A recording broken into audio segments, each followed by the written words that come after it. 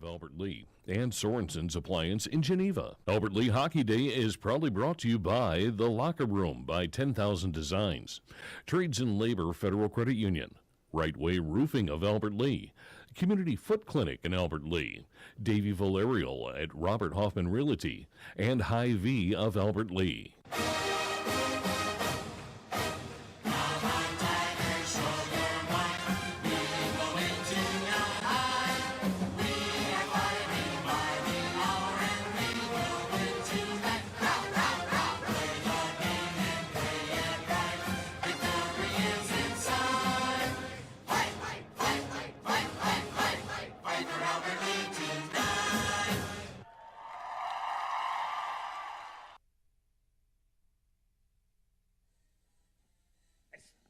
I suppose it would help if we turned on the microphones. Hey, good morning, everybody. All of our listeners here on Power 96, or those of you watching at home from our YouTube channel, our website, or our Boxcast app. I'm Sports Director Dave Nelson, alongside.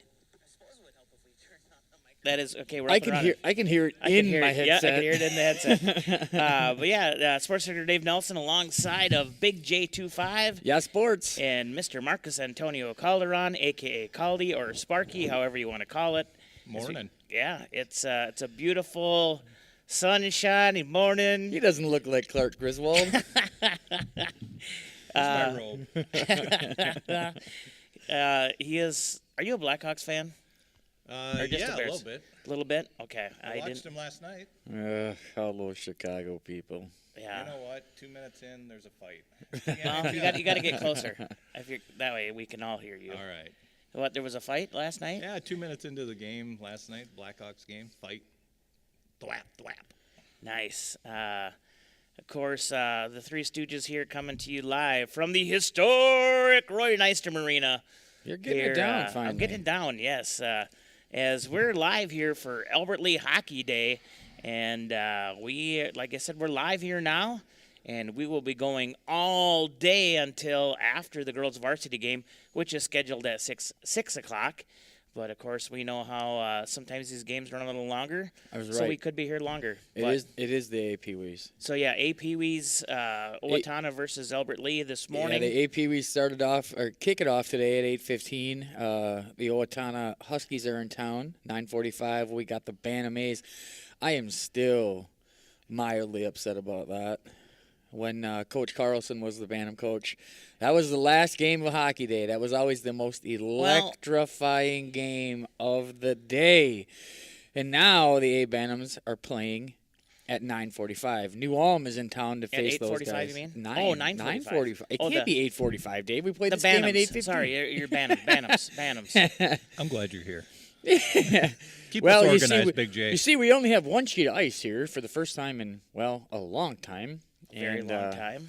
So that's why Hockey Day spread out for over the whole weekend. Yeah, and I didn't really get to see much about last night. Did you see anything on I last didn't. night? I did not actually. I was actually at the Hy-Vee Christmas party.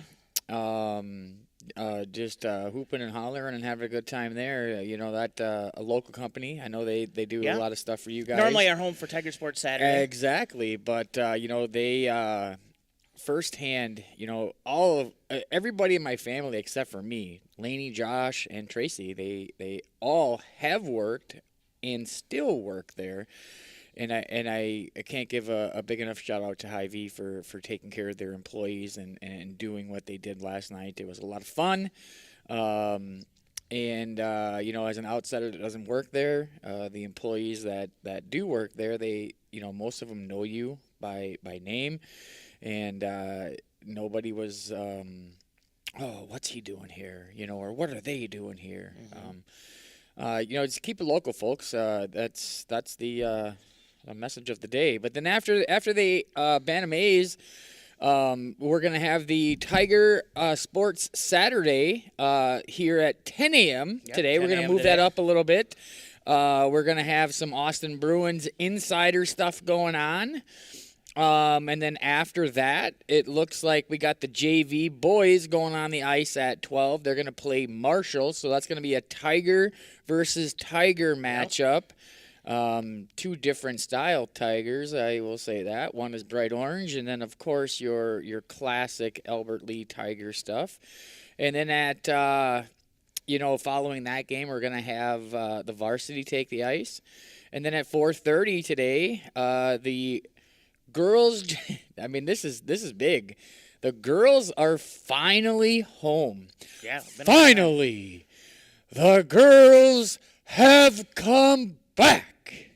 I know that was a meme that they'd put out there. I know, That's right? pretty funny. They square off against St. Peter today at 4:30, the JV, and then at 6, the girls' varsity is going to take the ice today. So it's a jam-packed, exciting day here. We are going to try to grab individuals throughout the day and let you get to know your Tigers throughout the day. I know Sam McGill is going to stop by. He wants to hang out for a little bit today, and we'll see who else we can lasso and get him up there. And last year, I know, like I said, Jay, you've got a good connection with a lot of these players and families, coaches.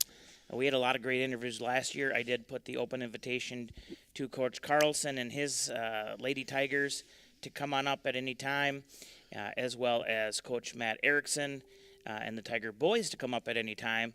And like I said, we're going to be pulling people. So here's kind of how the game plan is going to work today, folks. Right now, we're up in the conference room. We're going to be up here till about 11 o'clock. And then at 11 o'clock, we're going to quick tear down. We're going to go to our spot down there near center ice.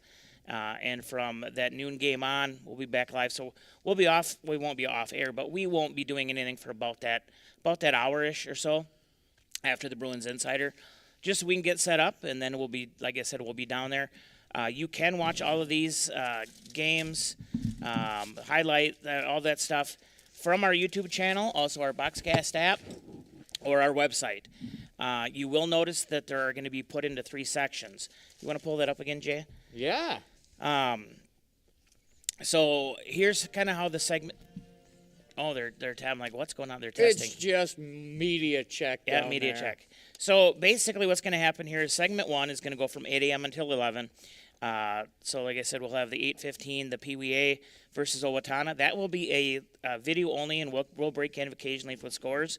For those of you who are watching it, you will kind of be dead silent through portions of that, because YouTube does not allow us to play music. They want us to pay additional rights to that music. So we, of course, don't do that because we get to play it on air on 96.1. So if you are listening, you're not going to have any breaks in anything. But if you're watching on any of our streaming channels, that's what's going to happen. Same thing, the 9:45, that'll be a video only. 10 a.m., of course, when we go live with the Bruins Insider, we'll be breaking in to give you score updates between the Bantam A and the New Ulm team. Like I said, we're going to tear down. That's going to be segment 1. You can find that on YouTube, Boxcast, and our website. Segment 2 is going to be from noon until 4. That's going to include your boys JV versus Marshall. We're going to try to listen in, and we're going to razz some of the people if they win, because I think 3 o'clock is when they're going to announce winners of the big Hockey Day raffle. Excuse me. And then at 2 o'clock, the boys varsity will be, and that'll be a full play-by-play. The whole time it'll be, like I said, on all of those channels. That's segment 2. Segment 3, so we'll take like I said, we'll go ahead and we'll start our next one. That starts at 4:30, and that's the girls JV versus St. Peter. That one will be video again. We'll break in with interviews and scores and stuff like that. But then at 6 o'clock will be the full play-by-play with the girls varsity. So like I said, you can listen here on 96.1 FM all day, or you can also watch the free video streams from our website at kqprfm.com. Our YouTube channel, if you're not subscribed, just search for Power 96 Albert Lee, because there's a ton of Power 96s. But Power 96 Albert Lee, you'll see it on there. And Boxcast, if you have our Boxcast app, perfect. You go right there, because if you don't have Boxcast or YouTube, you get to watch it on your TV. We actually have a monitor up here today. Yeah. I don't know what size screen this is. Oh, It's I'd gotta say be- it's got to be a good 50-incher. Oh, that's more than 50. I think that's 65-ish. No way, Dave. I think so. Well, we we'll need see. we need to get a woman up here to measure that, Well, so we can get a true measurement. There is that. Of course, it's cold in here. But yeah, like I said, that does normally shrink the size of the screen. But yeah, like I said, that'll be on here. And Oh yeah, Caldy has a tape measure. He's gonna. Nope, you got to go corner got to to go corner. corner to corner. He's measuring it right now. Let's see. 65. Oh, Dave's finally right at something. I'm a fisherman. I know sizes. Anyway, but Yeah. you can, Boy. you can watch this, like I said. But yeah, YouTube. Search for Power 96 Albert Lee. If you're on Boxcast, go ahead and it works on Roku, Fire, and Apple. You're going to search for KDWA. That's our sister station up in Hastings, which is also the home of Hockey Day Minnesota. Yes. And so, of course, on there you might be able to see some other stuff from Hockey Day up there as well. And See the, like I said, you'll see the Power 96. I think it was the Grizzlies yesterday had the outside game. They hosted Granite City. You're correct. It was last night. Yeah. Yeah. I mean, And that's I big didn't hear because that. I junior, didn't hear the junior score. hockey's been in the area for a long time. And I don't think I've ever seen an outside junior hockey game in our area. So, kudos to the Rochester Grizz for getting that put together. And, I'm very biased when it comes to this sport. This is the greatest sport in the world. I'm a huge baseball guy. Baseball has always had my heart. Do you think this is better than wrestling? Yeah, Like professional wrestling like you used to do? absolutely. Okay, just wondered. Absolutely. So I encourage anybody that has never been to a hockey game, and it doesn't matter what level it is, get out and partake in the festivities, especially on days like today. It's a big day here for Albert Lee. I think, what is this, the 26. 26th? I was gonna say 27, but not quite. And I've been a part of all 26. That is absolutely mind-bending to me. There's sun coming in right there. Look at that first skater up. Yeah, there's windows, Dave. It comes. that is coming into it the comes arena. through. It passes through this room that we're in. See this big room? It is. You see how this behind us? See how Oh this, my God! See how It's this too early in the works? morning, folks. There's windows back there. Light passes through windows, and then it hits the other window, and it kind of just goes through Yes. as well. That does make sense. I'm like, I don't remember seeing windows downstairs, but they're up here. They're up here. Duh. But we do it right here. Not only does Albert Lee make this sport affordable, because that's everybody's fear, Yeah. right? Hockey is such an unbelievable expensive sport. But when you have people in charge that really care about the youth and about the committees or the communities, they put together committees to make it affordable for everybody. So it doesn't matter if you think you can't afford this game. Get with the association. We do fundraising. We do these raffle tickets. We put all of this money in that we create. It's not something that it is just free. We work really hard to make this game affordable at every age. We have equipment. You can rent the equipment. When we started this back in the day, it is progressively gotten better. The equipment, 20 years ago wasn't very good because that's what we could afford. They worked hard to figure out ways to get new fundraising in, and the equipment has gotten so much better that a kid doesn't have to suffer with holey gloves or shinnies that don't fit properly. And then the skates are the huge part, right? Let's pull up some more chairs here too. We got more guests here. As the game progresses, the skates get to be super expensive depending on your style and your needs. Now they're not going to give you a brand new pair of vapors. but you're gonna get something to wear. And Is it only one side coming out? of course, Oh. of course, then you come and you're able to work at the arena. That's a huge thing. So we have this thing called a DIB program. Yep, you gotta have the dibs. You come in and you work a 2-3 hour shift to lower the cost of the total bill. And it's very affordable. So I encourage anybody to not have that mindset of hockey is so expensive, my kid can't play that. It's not true. Don't believe the hype. Just check with the Albert Lee Hockey Association, and one day you'll be sitting in my chair going, man, this is our 26th year. And it just flies, and and there's so many more opportunities out there.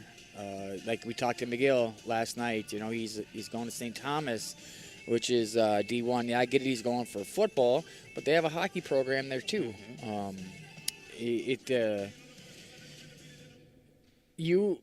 Hockey's the game that gives you back what you put in.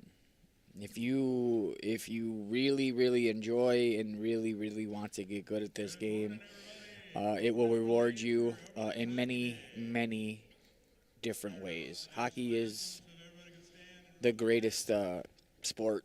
Here we go. Yeah, National they're gonna be doing anthem's the going to national start anthem. here. We're going to go ahead and take our first little break, and when we come back, Mr. Ron Hunter is here as well. We'll be right back here with more on Power 96, live coverage of Albert Lee Hockey Day. Hi, I'm Sarah.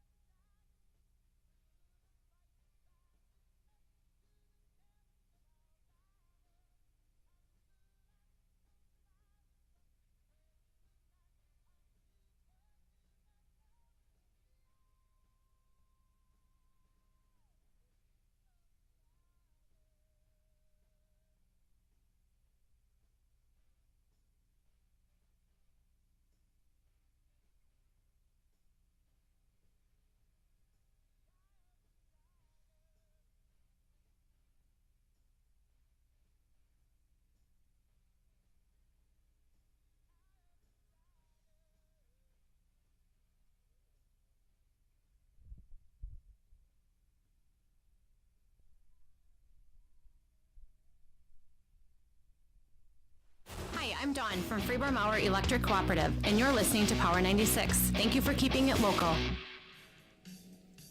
And we're back here again, Albert Lee Hockey Day 2026, live from the City Arena. Hey, and we got a bunch of great sponsors here today, folks, that are helping you bring this local coverage to you. Of course, Anytime Roofing, Bookkeeping Sense, Stars Mentoring Program, Liberty Extreme Wash and Detailing, Hanson Tire Service of Albert Lee, Sorensen's Appliance in Geneva, The Locker Room by 10,000 Designs, Trades and Labor Federal Credit Union, Right Way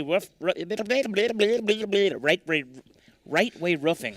Words, they're Yeah, hard. Right Way Roofing in Albert Lee, Community Foot Clinic in Albert Lee, and Davey Valerio at Robert Hoffman Realty. I'm having a hard time with my arts today, Ron. It's early, Dave. And Hy-Vee in Albert Lee.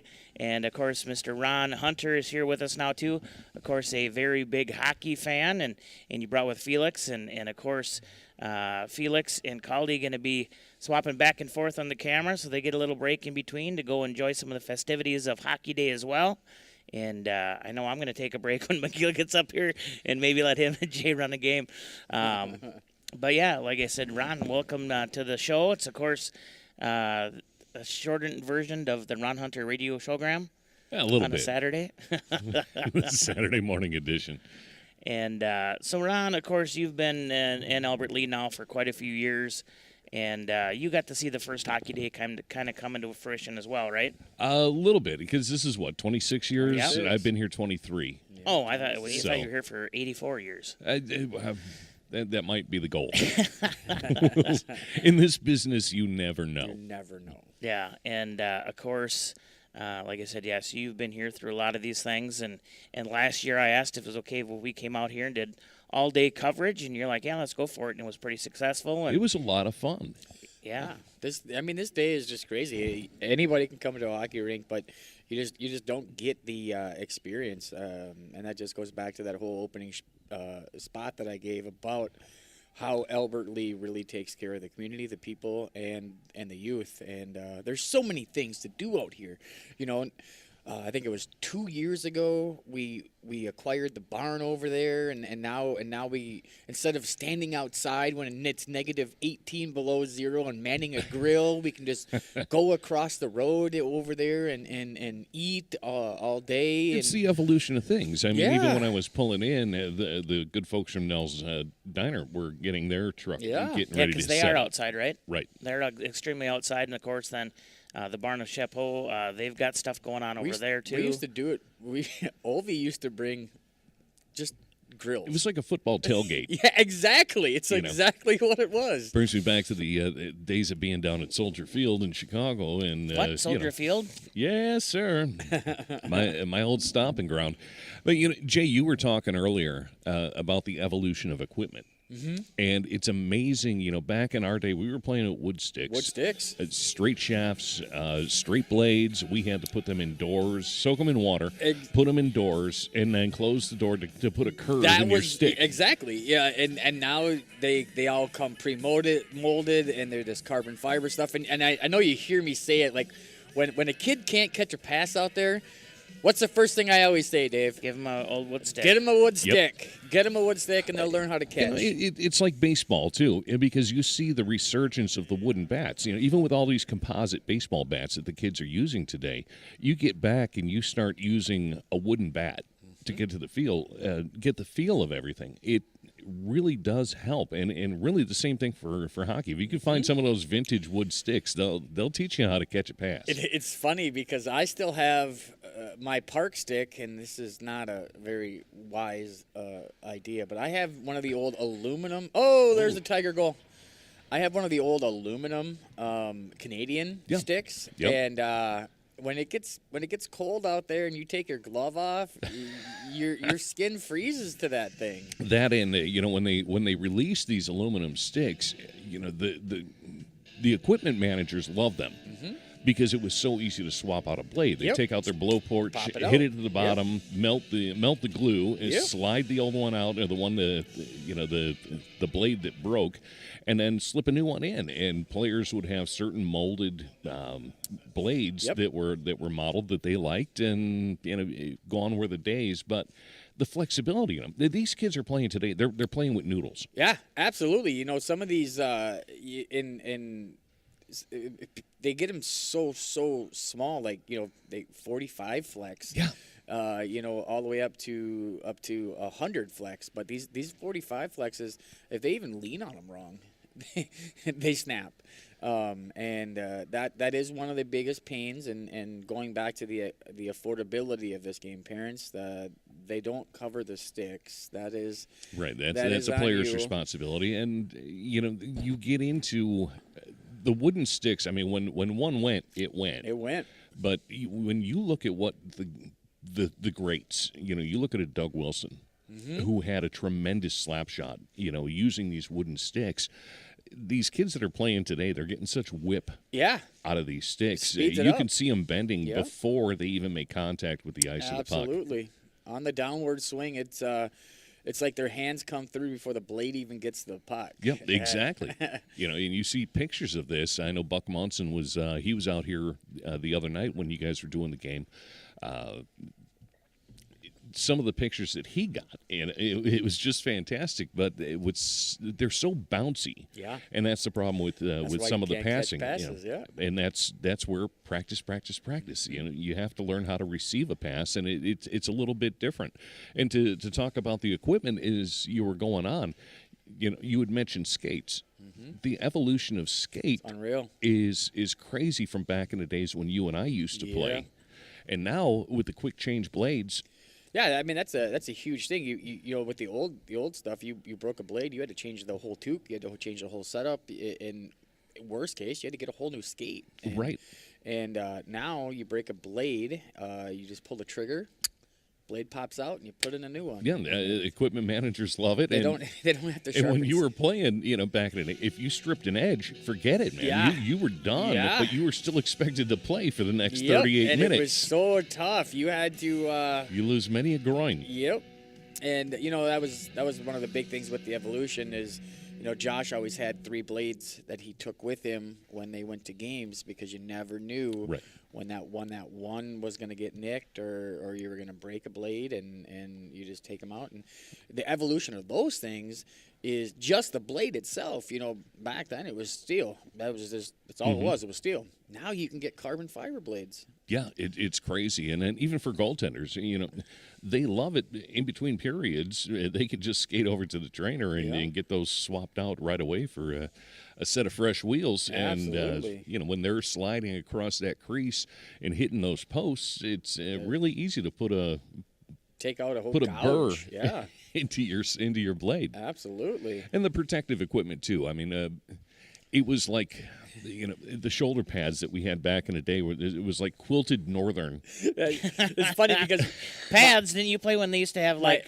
my no elbow- face masks or my no elbow padding? pads that I used when we were playing, and they literally are. They look like a roll of Charmin that's just bent, and there's no nothing. I mean, it's one elastic that Yeah. can't be flexed. You had and- 2 plastic caps where your shoulders yeah, were. exactly. And you know, goaltenders back. So my father-in-law was a goaltender actually, and the masks that they used, you know, we like to make fun of, or not make fun of, but like, oh, that's a Jason mask. That's really what they wore. Right. Well, It's really- Felix saw mine. It was an old Cooper, flat and just a molded. It looks like you had said a Jason mask. He said he's got this great story. He caught a one-timer to the face. They were outside at the park, and his mask literally cracked in Mm-hmm. half. Like it just. And then what do? You continue to play Yeah. without a mask, and those guys, that's impressive. And And- they used to. But of course, this is going back to a time where a lot of players played with a straight stick. Yeah. They didn't have the curve, No curves. you know, in the wood. And there was a point too, even in the NHL, they would measure your curve, and if you were found to have an illegal curve, it was 2 minutes in the box Yep. for playing with an illegal stick. Yep. And they That is crazy. I did not know yeah, that. they still do it. You know that. Yeah, they- I mean the rule's still there. It's just And hardly ever used. I seen it enforced though Yeah. a couple different times, and then in fact, Big Z, 4 or 5 years ago, his stick was 4 inches too long. They measured Okay. it. They measured it the lengthwise, and yeah, he had to sit for that too.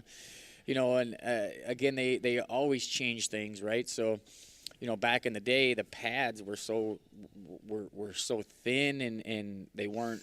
You know, you look at a goalie today, and you're like, man, he's got huge legs. But he doesn't. It's just the padding around the legs, Right. you know. And so, you know, if you were an old-time hockey player and you played this game to your best ability, you are a Sorry to special bring back all the individual. memories. Yeah, right? A special individual. But it's, you know, the evolution now, it's so much more protective, and Yeah. which is great for these kids, because I mean, we, you know, as players back in the day, we used to get killed. There was no such thing as concussions. No. You know, the medically, everybody is sharpened up, wizened up. You look at even the jerseys on these kids today. You know, there's that big red stop right in the Stop, middle yep. of the back. It was nothing to get plowed. No. You know. You take one to the back all day, every day. But of course, that's why we had bench brawls and line brawls and Hockey was a everything di- else. It was a different sport. It was very much a different animal. So if, you know, like Jay said, if you did play back in the day, you certainly, and there's a goal by the Huskies, tied up 1-1. Dave, I want to bring you into this. You have quite an affair planned out for the entire day here today. Yes. So, like I said, we're going to be here all day. Camera footage, like I said, right now, if you're listening, you want to watch. Like I said, this game is on. It's the Huskies. What is it? Is this? I had. I don't know. I don't have the. I had the schedule up. I don't have it here now. But yeah, I believe. Is this a squirt? No. I believe. This is Pee-wee's. A Pee-wee. A Pee-wee, Albert Lee versus Owatonna. It's 1-1 with 3:36 to go here in the first. But yeah, like I said, we'll be rocking and rolling all day. And of course, I got a great set of volunteers here helping. Of course, Felix now on the mic as well, and the Big J and Caldy. And Yeah. I got to get it pulled up so I have it. Oh, what are you doing I here? want to bring Felix in here because we're talking about how hockey is this and that, and Felix, Ron, he's got aspirations of being a goaltender. So Yeah, we should talk about that a little bit. my retirement accounts and other accounts are already crying. Yeah, you'll be working. Singing the blues. You'll be working until you're 95. Yeah, my next broadcast will be. You want fries with that? That'll be one of the many things. But hey, kid, how are you? I'm doing pretty good. Yeah. Good to hear you. Felix joining us this morning. Now you're going to be running camera throughout the day, swapping in and out with Caldy, as he's known in the business. Yeah. And so you got a big day. I know you got a lot of friends out here. Yeah. So it's like, are all your friends coming out here today? I don't know about all of them, but I feel like most of them would. Most of them will be. And we kind of talked a little bit last year with you on this too. You know, what's kind of the atmosphere at school when it comes into Albert Lee Hockey Day? I mean, do people really get excited for it? Yeah, it's different. Different? Different vibe. Uh-huh. You know, the success. You attend classes out at the high school, Yeah. and you get the opportunity to see both a lot of these boy players and the girl players too. And the girls are having a phenomenal season. The boys having a very respectable season on their own. Is it different interacting with them versus some of the football guys? Yeah. It's way different. Way Is it? different? Yeah. I'm gonna say I know even baseball. You're big into baseball, and how many of your fellow baseball players also do hockey? I mean, is it quite a few? Yeah. Okay, so that's kind of where you're getting into it. Not just because you're a fan of hockey. It's kind of one of what your just friends do. You know, baseball and hockey is one of those sports that seems to go hand in hand. There's a lot of players, even up into the junior level and the NHL level and the collegiate level, that have played hockey, and hockey's been their main sport, but have also played baseball. You know, it's great conditioning. It's something to do in the off season, but they're very successful at both sports as athletes. Yes, and hopefully you're going to be one of those here next year, doing hope both. so. Are you going to do football too, or no? That one's kind of iffy. Kind of iffy. I don't know about that one. Maybe you and your dad have to go in every morning, like 5 a.m. Start hitting the weights. Yeah. Yeah, just what I can't even get him to pick up a baseball bat right now. Yes, you can. But he's so into hockey. He pretty much all winter long since the outdoor rinks have opened. He pretty much lives out there. Well, and that's what I was going to get into. Of course, Albert Lee, being a big hockey community, we have so many different places where you can go play hockey outside. And of course, with the weather the way it is, I know last night, I don't know about today, I think the warming houses are closed. But how much time do you like to spend out there on the outdoor rinks? From when the warming house opens and from when it closes, I'm out there. You're out there every day. And I've never been in one of those warming houses. What do they have for you guys out there? I mean, do they have like water and things like that? You guys can go in and warm up, have some water and stuff? Yeah, they have water. Ping pong tables, some have foosball tables. Yeah. Kind of a variety of activities to get you to warm up. It's not just all skating and hockey. Nope.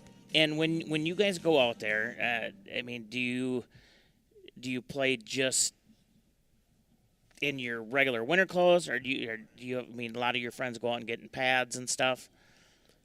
How do you guys prep for that? Some guys wear pads, but a lot of them don't. A lot of them don't. They're getting used to the Get out there, play that pond hockey, play that real hockey, and earn your stripes. Yeah, and like I said, like there's just so many opportunities for kids to play. I know also open skate. I think you've been out here a few times for the open skate at the arena. That is pretty much every day they have open skate as well. So you can come out, you can work on your skills.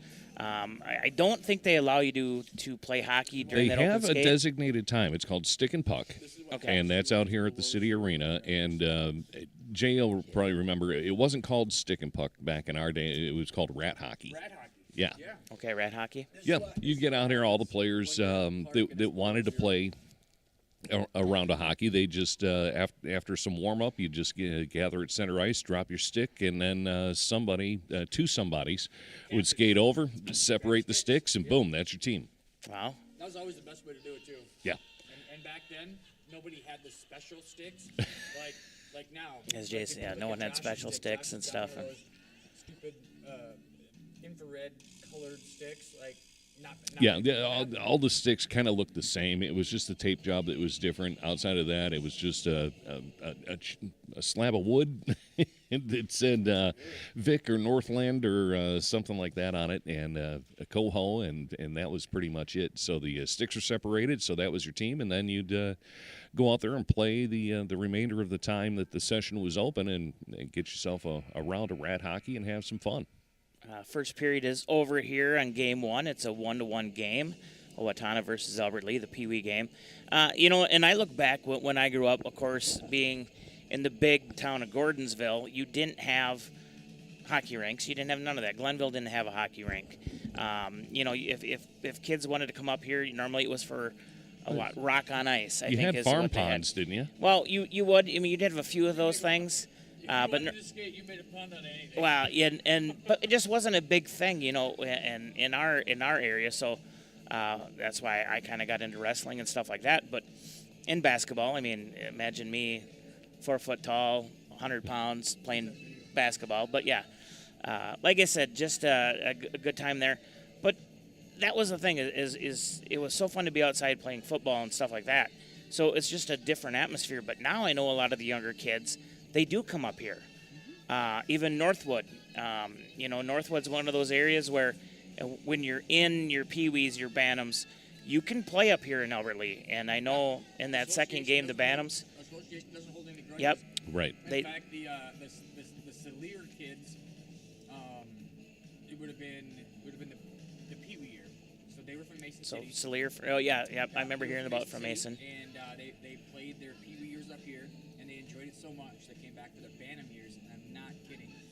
Those kids loved it so much here That they moved up here. parents sold their house and bought a house up here. And moved so up they here. could they could play Albert Lee hockey. In Yeah. baseball, we kind of have the same thing as, the Albert Lee Youth Baseball Association. They have an agreement to whereas if you're outside of the area, if your town does not have a travel program or an in-house baseball program, you can come and play in Albert Lee.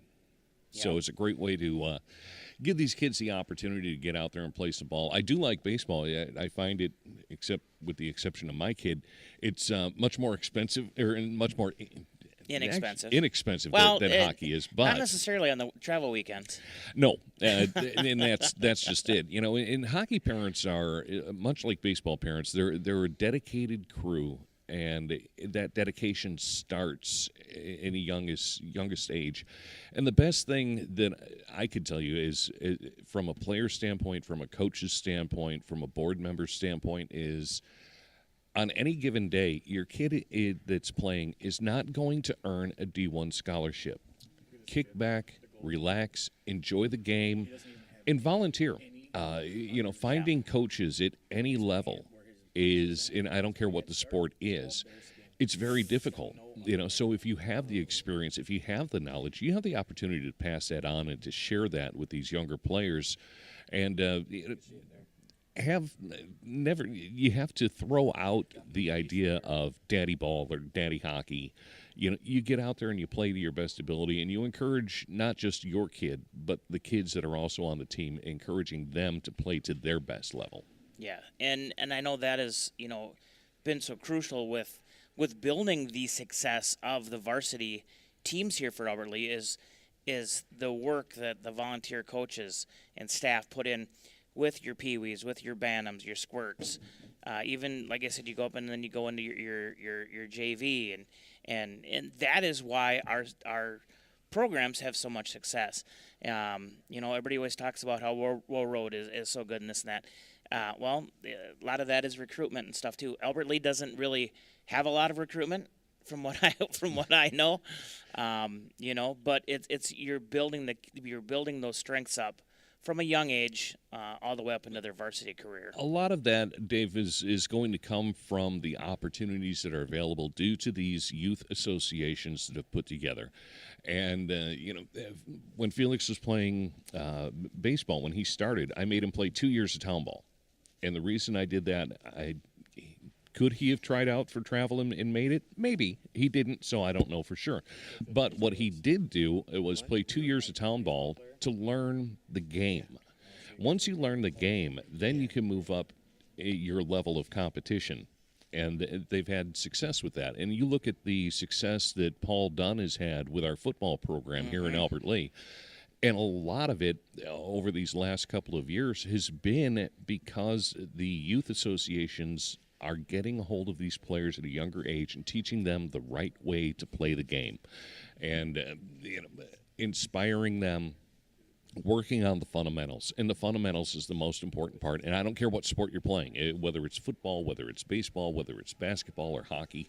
If you don't understand, you can't perform the fundamentals, you're going to have a rough time out there on the field. And it's difficult to bring a kid up when they've had a bad game.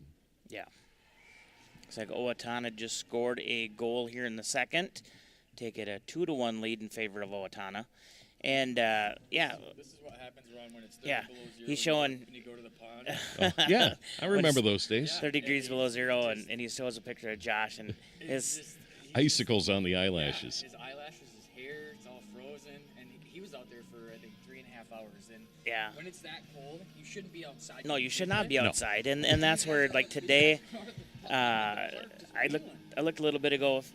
Minus 15. Yeah, it was still 15 below. And I know even like at the Awesome Bruins last night, they had put out it was 65 degrees warmer in the arena than it was outside, which is very similar today. I know when we went. It's not going to be 65 degrees warmer in this building. I don't know about 65 degrees in this building. Now the heat was turned on out here, so like I said, if you're going to brave the cold to get out here, make sure you still do. Maybe bring a blanket and your gloves and stuff. But like I said, it's fairly comfortable in here today. So we're going to go ahead and we're going to take our first little break here. We have to pay some bills as well.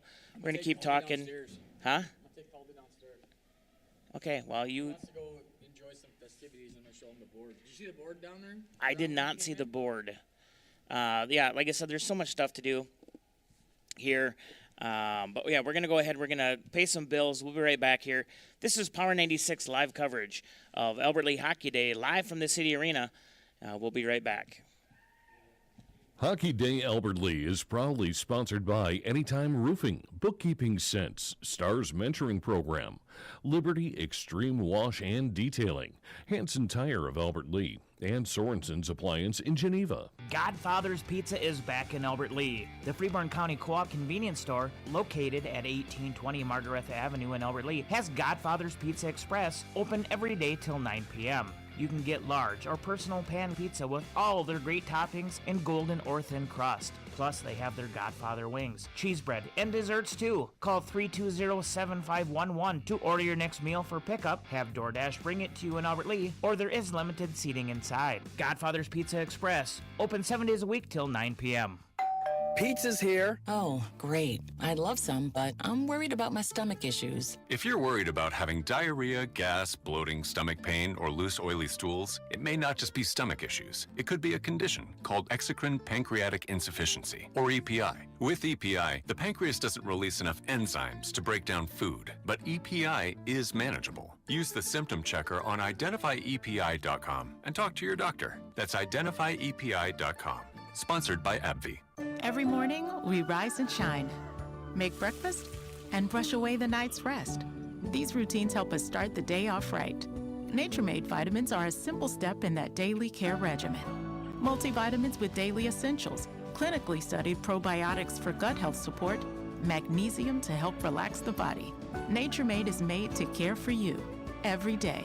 These statements have not been evaluated by the Food and Drug Administration. These products are not intended to diagnose, treat, cure, or prevent any disease. At Becky's Floral and Gift Shop in Mankato, they handcraft fresh bouquets, lush plants, gift baskets, and unique surprises with friendly, family-run service that you'll love. From birthdays and anniversaries to sympathy and weddings, they've got blooms to make every moment unforgettable. Order online for easy browsing and same-day delivery, because every smile starts with fresh flowers from Becky's. Visit beckysfloral.com today. Who doesn't like a hot shower and a pat on the... Well, your vehicle wants to look good just like you. And now you can get that hot car wash and detailing 5 days a week from 8 to 5 at Liberty Extreme Car Wash and Detailing located at the Old Patriot Car Wash in Albert Lee. Chad, Sergio, and the team look forward to serving you in the coming year. Keep it clean at Liberty Extreme Car Wash and Detailing in Albert Lee. Attention. Have you racked up $10,000 or more in credit card debt? Are you barely getting by making minimum payments? With credit card debt reaching all-time highs, National Debt Relief is notifying consumers about significant debt relief options currently being made available to help those with overwhelming credit card debt. These options may reduce a large portion of credit card debt for those who qualify. You don't need to declare bankruptcy or take out a consolidation loan, and you may only have to pay back a fraction of what you owe, even if you have bad credit. National Debt Relief has already reduced the credit card debt for more than 550,000 consumers, so don't wait. If you owe $10,000, $20,000, or even $100,000 in credit card debt, you can now take advantage of this financial debt relief as the cost of living continues to skyrocket. To check what debt reduction you may qualify for, call 800-963-6655. That's 800-963-6655. Again, 800-963-6655. Here's your Power 96 weather update. Mainly sunny skies today with a high of 2 below. South winds 5 to 10 miles per hour. Partly cloudy skies tonight, lows around 10 below. Partly cloudy skies tomorrow, high of 4 above. Turning warmer Monday and Tuesday with highs near 10 above to the low teens. That's your Power 96 weather update. I'm meteorologist Laura Lockwood. Currently, it's 16 degrees below zero. Power 96. Albert Lee Hockey Day is proudly brought to you by The Locker Room by 10,000 Designs, Trades and Labor Federal Credit Union, Right Way Roofing of Albert Lee, Community Foot Clinic in Albert Lee, Davy Valerial at Robert Hoffman Realty, and Hy-Vee of Albert Lee. And we're back here again, of course, Albert Lee Hockey Day live from the City Arena. Thanks to all of our sponsors. Of course, you'll be hearing from them throughout the day. Owatonna now here in the second period taking a 4-1 lead over Albert Lee. So, Ron, like I said, of course, hockey kind of big in your family, and I know you like to follow the Blackhawks. primarily, but just in general, you're a big hockey fan. Absolutely. The hockey world is a very small world, and I think Jay would agree. And when we get the boys from the Bruins up here, they will too. The circles are just that. Everybody's going through the paces. Your players are playing for different teams, and not just their in-house team or their travel team, but also their high school team. And then, if your child decides to move on and play in the juniors, or they move up to the collegiate level, the evolution is there, and it's shared feelings, shared emotions, and shared tournaments, and it's just a small world. And when you branch out and go someplace else, there's an opportunity the paths are going to cross again somewhere down the line. And I know that's a story that Jay would hold near and dear and check off on, is that everything that he's done and that what he's done with Josh is, a lot of it comes back to you. And like Jay said, what you put into this game will come back to you in the long run. And you talk about small worlds. So when I was doing broadcasting down in Birmingham, Alabama. Yeah, that's what I was going to say next, yeah. Yeah, and that's where I met a very young player playing for the Pelham Prowlers back in the day. His name was Steve Howard. And that may ring a bell to some folks because, yes, after he went and played overseas, Steve came back to the U.S., and lo and behold, he got back. He was giving back to the game in a coaching role, and then he was hired by the Austin Bruins. So I had heard that the Bruins had changed out their coach, and I was like, well, who did they get? And my contact said, oh, they picked up Steve Howard. I'm like, wait a second, I know that name. Yep. And is this the guy that played his junior hockey in Pelham, Alabama? And they were like, yeah, same guy. I'm like, well, it is indeed a small world. Yeah, and I know one night went over, it was before the playoffs last year, and did interviews with some of the players and Steve Howard. We got talking about you, and he goes, I got some stories, but I can't really tell them in front of some of these players. But like I said, it's just that's that small community that hockey really builds. Steve's teammates, some of Steve's teammates back on that Prowler team, first off, they were a fantastic team, and they won their division. And they had a cast of characters, and every character, held a role, whether it was in the locker room, whether it was on the ice. There's so much that goes on away from the game itself. But that's where the camaraderie comes from, and that's where the building comes from, and that's where these lifelong friendships come from. As Owatonna puts another one on the board. Another one take a 5-1 lead here in the second. Yikes.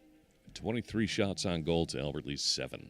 Yeah, and I'm kind of watching her too, and part of this, when you do look at the peewees and the squirts and bantams, is learning your shifts, learning the different things, and you can tell. I mean, even I believe it's Dan Bulf down there, coaching as well as another one, and you could really tell him. You could see what he's doing. He's like, you need to shift here, you need to shift there.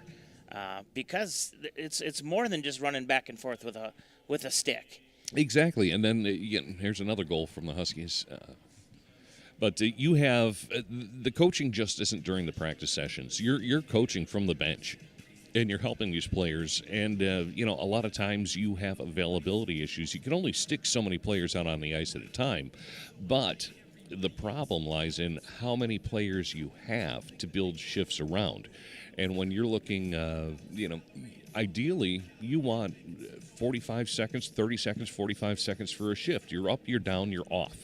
That's the way, ideally, it should go. But when you only have enough players to put 2 lines out there, you barely have enough time to rest your muscles or catch your breath before you're back out there for your next shift. Mm-hmm.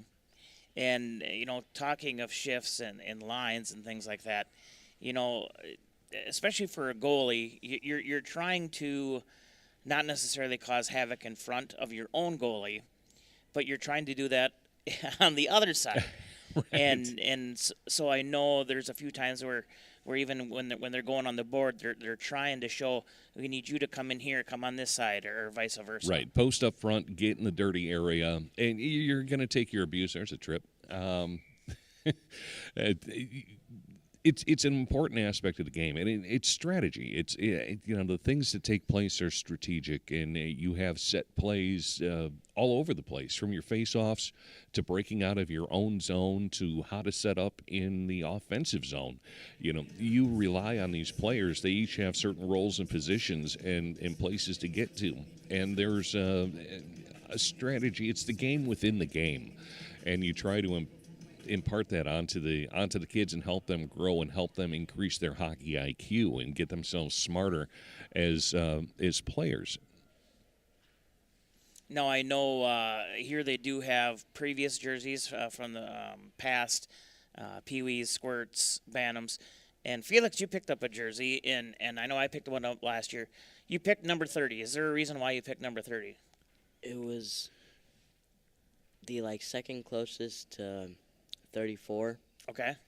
And that's your number? Kind of runs in the family. Okay. that's the family number. Well, and that's where I'm kind of my next point would be. Earlier, I was talking with the younger Balf, and he's wearing 19. Why do you got that? Oh, because my brother wears it.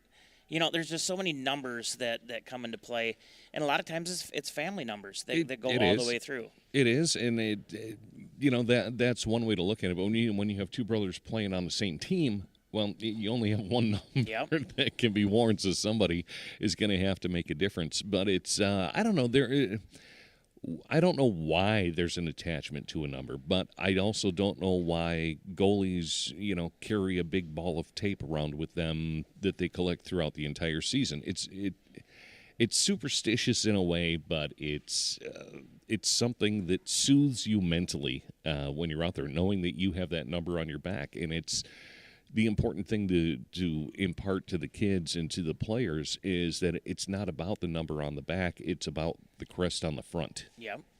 That's what you're playing for. That's what you're representing. So you go out there and you do the best that you can. 34 was one of my numbers that I wore throughout a lot of my playing career. But 20 was one of mine, and I had picked 20 from an old Chicago Blackhawk by the name of Al Secord, who was a pugilist as well as a goal scorer. So not all of his goals were the flashy ones, but they were earned in the doing the gritty work, doing the dirty work, getting in front of the net, being in front and causing chaos.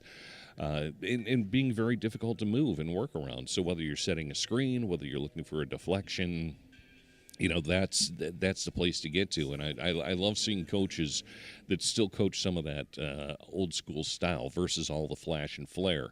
Get in front. Any recruiter, any coach, any next level person, as you're climbing up in levels, they're not going to ask you how you scored the goal. They're going to ask how many you scored. Yep. And being in the right place at the right time is a perfect way to help pad your numbers a little bit. Well, and that's where, too, you look at some of these players, and they might not have flashy stats, but maybe not a lot of goals, but, a lot of assists. Maybe they do, when you get older, the checking, the hits. All those different stats come into play. Yeah, it depends what role you're playing. Yep. If you're a defenseman, I don't necessarily need to see, 38 goals. What's your plus minus? Are you playing, when even as a broadcaster, when you're going and doing your pregame prep, I used to, especially when I was doing stuff with the Bruins, the plus minus is what I lived and died by. That tells you, ideally, are you a defensive liability? Are you an offensive powerhouse? If your plus minus is sitting at 0, that's what I like to see. I don't need to see an outrageous numbers either way. If I do see an outrageous number on the minus side, I'm like, okay, what is going on with this player? And sometimes you find out a reason why. They're playing hurt. Yep. They've got a busted foot. They've got a problem with their ACL, MCL. Their meniscus is torn, and they don't have the physical ability to compete where they want to, but they still compete. Well, it's the 9 o'clock hour. We're 1 hour in here to our. It's almost going to be a 13-hour day here live from the arena. We're going to take another break here. We'll play a couple songs here because I know some of you guys like to listen to some music as well. But yeah, we'll be back. This is Albert Lea Hockey Day here live from the Albert Lea City Arena, and it's all-day coverage here on Power 96. I should have did this earlier. After 2, it is 6-1 in favor of Owatonna. We'll be back here momentarily. Hockey Day Albert Lea is proudly sponsored by Anytime Roofing, Bookkeeping Sense, Stars Mentoring Program, Liberty Extreme Wash and Detailing, Hanson Tire of Albert Lea, and Sorensen's Appliance in Geneva. Power 96, the very best in classic rock. 96.1 KQPR FM, Albert Lea, Minnesota.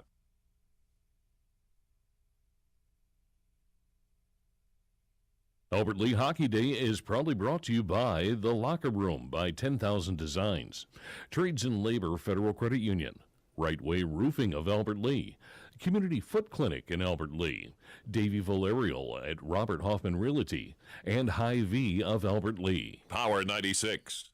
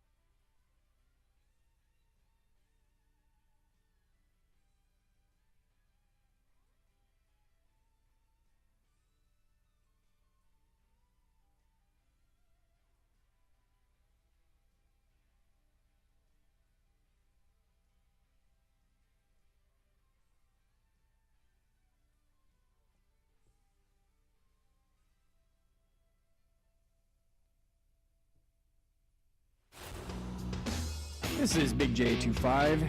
You're listening to Power 96. Thank you for keeping it local. Hey, thank you, Big J. We like to keep it local. Haha, yes, sports. Hey, I just got a message from Mr. David Quire, same spot as last year. I said yes. All right, Peter and I are en route. So if you're listening, when you get here, we're upstairs right now. Of course, we're upstairs in the historic Roy Nystrom Arena, trying to keep warm before we go down on near the ice. And my fingers are getting a little cold up here. Thank goodness we're not down there. Yeah, are you kidding me? I had to take off the jersey and the sweatshirt. It's so hot up here. How many layers are you wearing? I don't want to hear nothing. You complained Thursday night about your toes freezing. That's because I was outside for 6 minutes. I know Caldy went. He went the same time you did and warmed up the car. And as we were leaving, I seen some parents out there, and they're like, "You gonna attempt to go start your car?" I'm like, Caldy's had it running for like 20 minutes, and they're like, "Yeah, we might just stay here tonight." Yeah, that loaner car. It was not running when I went back out there.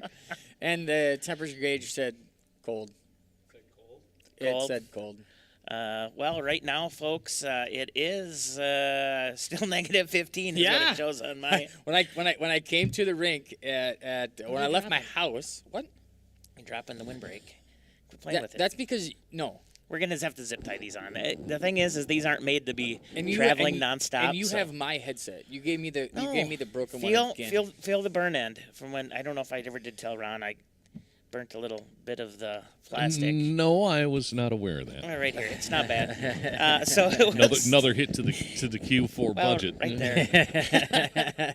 I mean, it didn't burn all the way through, but it was. It was that football game we were at, and I ended up bringing that little buddy heater. Yeah, I wasn't a because part it was of so that. cold. I wasn't a part of that. And all of a sudden, like Brian goes, "You better move that because it's getting warm on the table." So I moved it closer to me, and all of a sudden I'm like, "What is that smell?" I look down here, it's plastic burning. So I know this is the main headset, and I gave you the main headset. That's what I always feel for. Dave used to be the king of that. He would give me the crappy one. Hey, you know what? Q1 is here. We got a new cable, so Caldy doesn't shock himself running the camera. Shh, I told you to quit talking about that. OSHA listens to stuff. If you're watching on our YouTube channel, Boxcast, or our website, Albert Lee PWA just finished against Owatonna. The 9-2 loss. 9-2 loss there. Up next will be New Ulm. The Bantam game. Yep, Bantams. And I believe is that Albert Lee? It's A Bantams. This is such an important. The A Bantams. Such an important level for these kids. This is for the second year Bantams. This is their final run before they get to that varsity level, and the game speed changes again, and. You need to see these Bantams working hard out here before they transition, and because life as you know it in the association ends at the end of the year. Yeah, and I know that is one, and we kind of talked about this a little earlier about different towns around the area that come up here and play, and one of them is Ketcher from Northwood, and this is his last year playing Albert Lee hockey.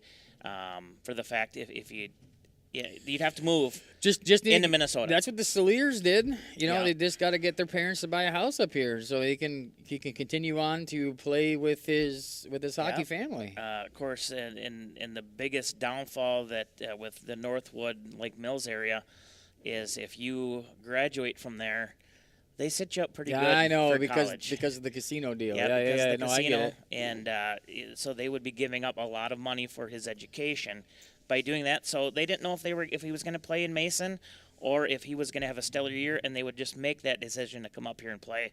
I haven't got to talk to Zach or Sarah, but I know is that Zach down there? No, they're not here yet. But I know he is playing here today. I think one of the good things about that as well is, Mason City has expanded their hockey family and their hockey community. And their arena is beautiful. Oh, yeah. And they have opportunities there that, and Jay, you can attest to this. You look at all the miles that Josh had to put on and where he went to play juniors.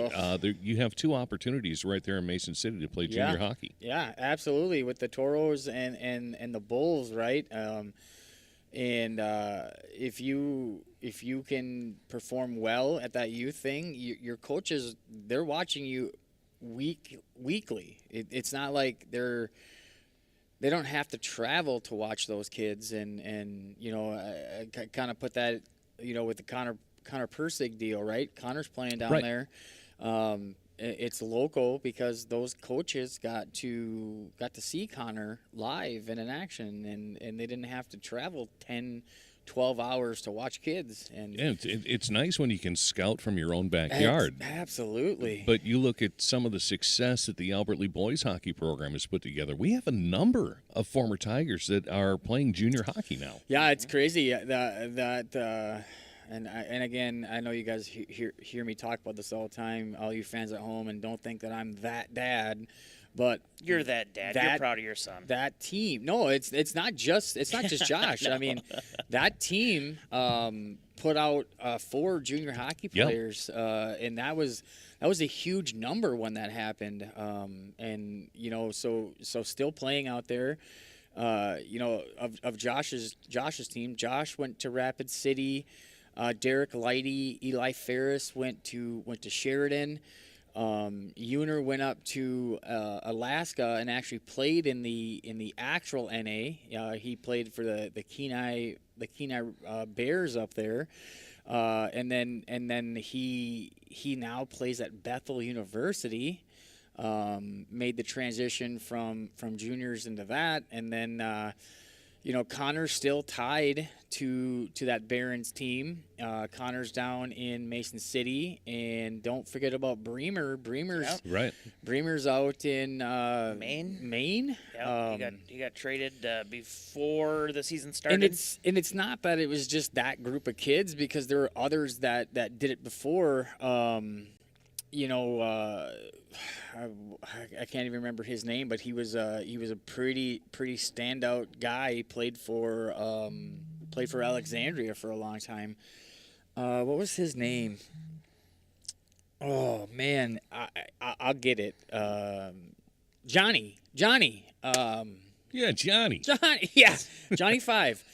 But no, he was a great hockey player. He actually, I think he's second or third on the Tiger total goal list. Obviously, that was taken away from him. Yeah, there you go. Johnny Brewer.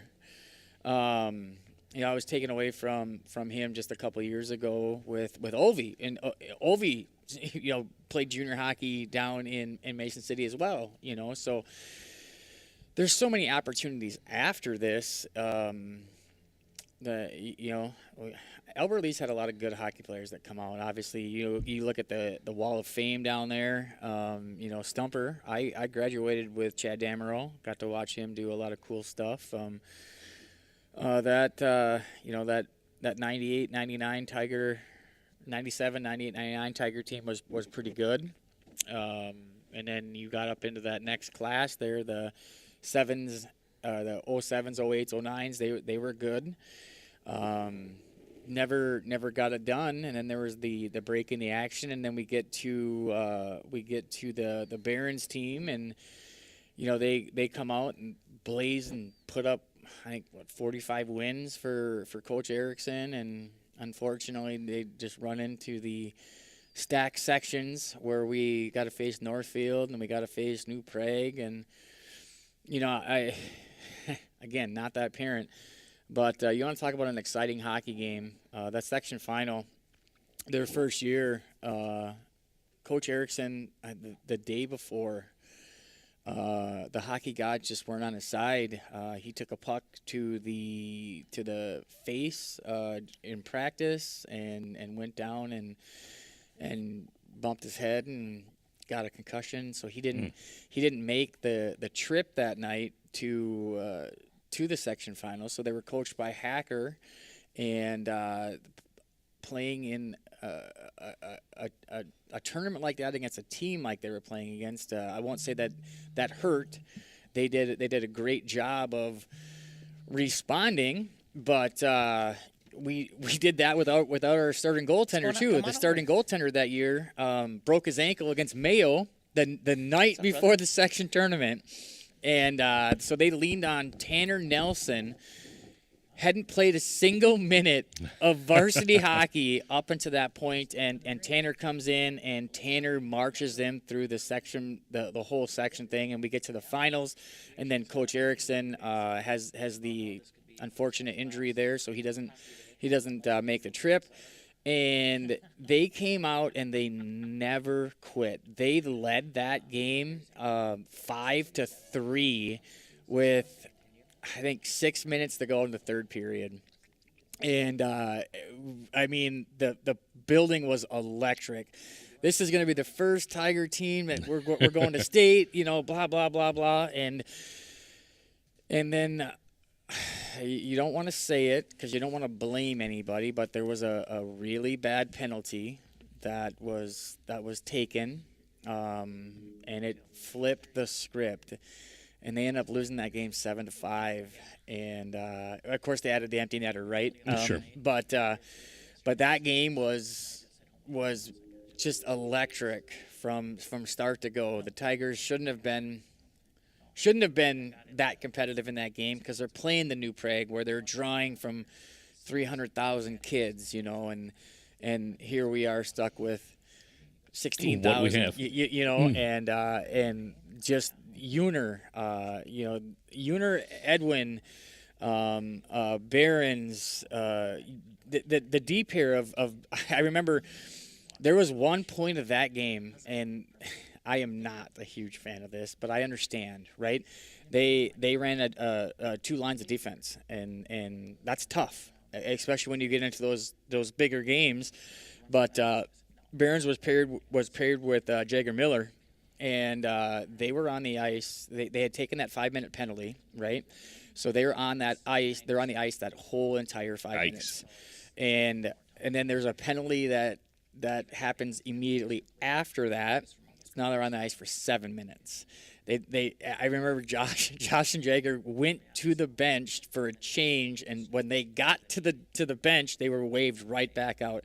They were on the ice for 9 full minutes, and they held their own. But you never want to see that because you got no gas. Exactly, right? You're right. You You're got completely no out of gas. Your legs are burnt, and you're just out of gas. Yeah, but they logged a lot of minutes, that defensive pairing, and they did some good things, just never got there. And then, you know, that team won the Kiwanis tournament. They should have won the Kiwanis tournament 2 years in a row. That was the first Tiger team since 2007 to win the Kiwanis tournament. They went over and they played in big games. They played Jefferson Kennedy and beat Jefferson Kennedy 5-1 that year.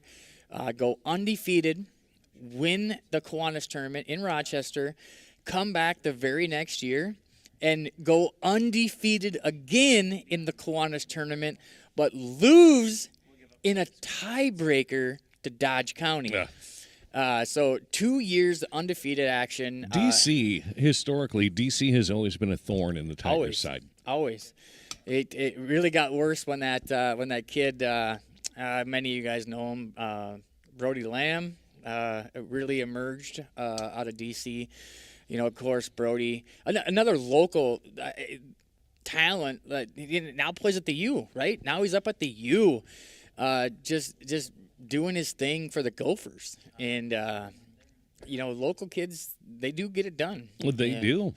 I think, I don't quote me on this, but I think he is already owned by the Rangers. I think the Rangers own Brody Lamb. So when he's done, he'll be out in New York. But yeah, no, that team was special, and you know, we were having a conversation about this Tiger team, how it compares to that last group of boys, and it's kind of the same, right?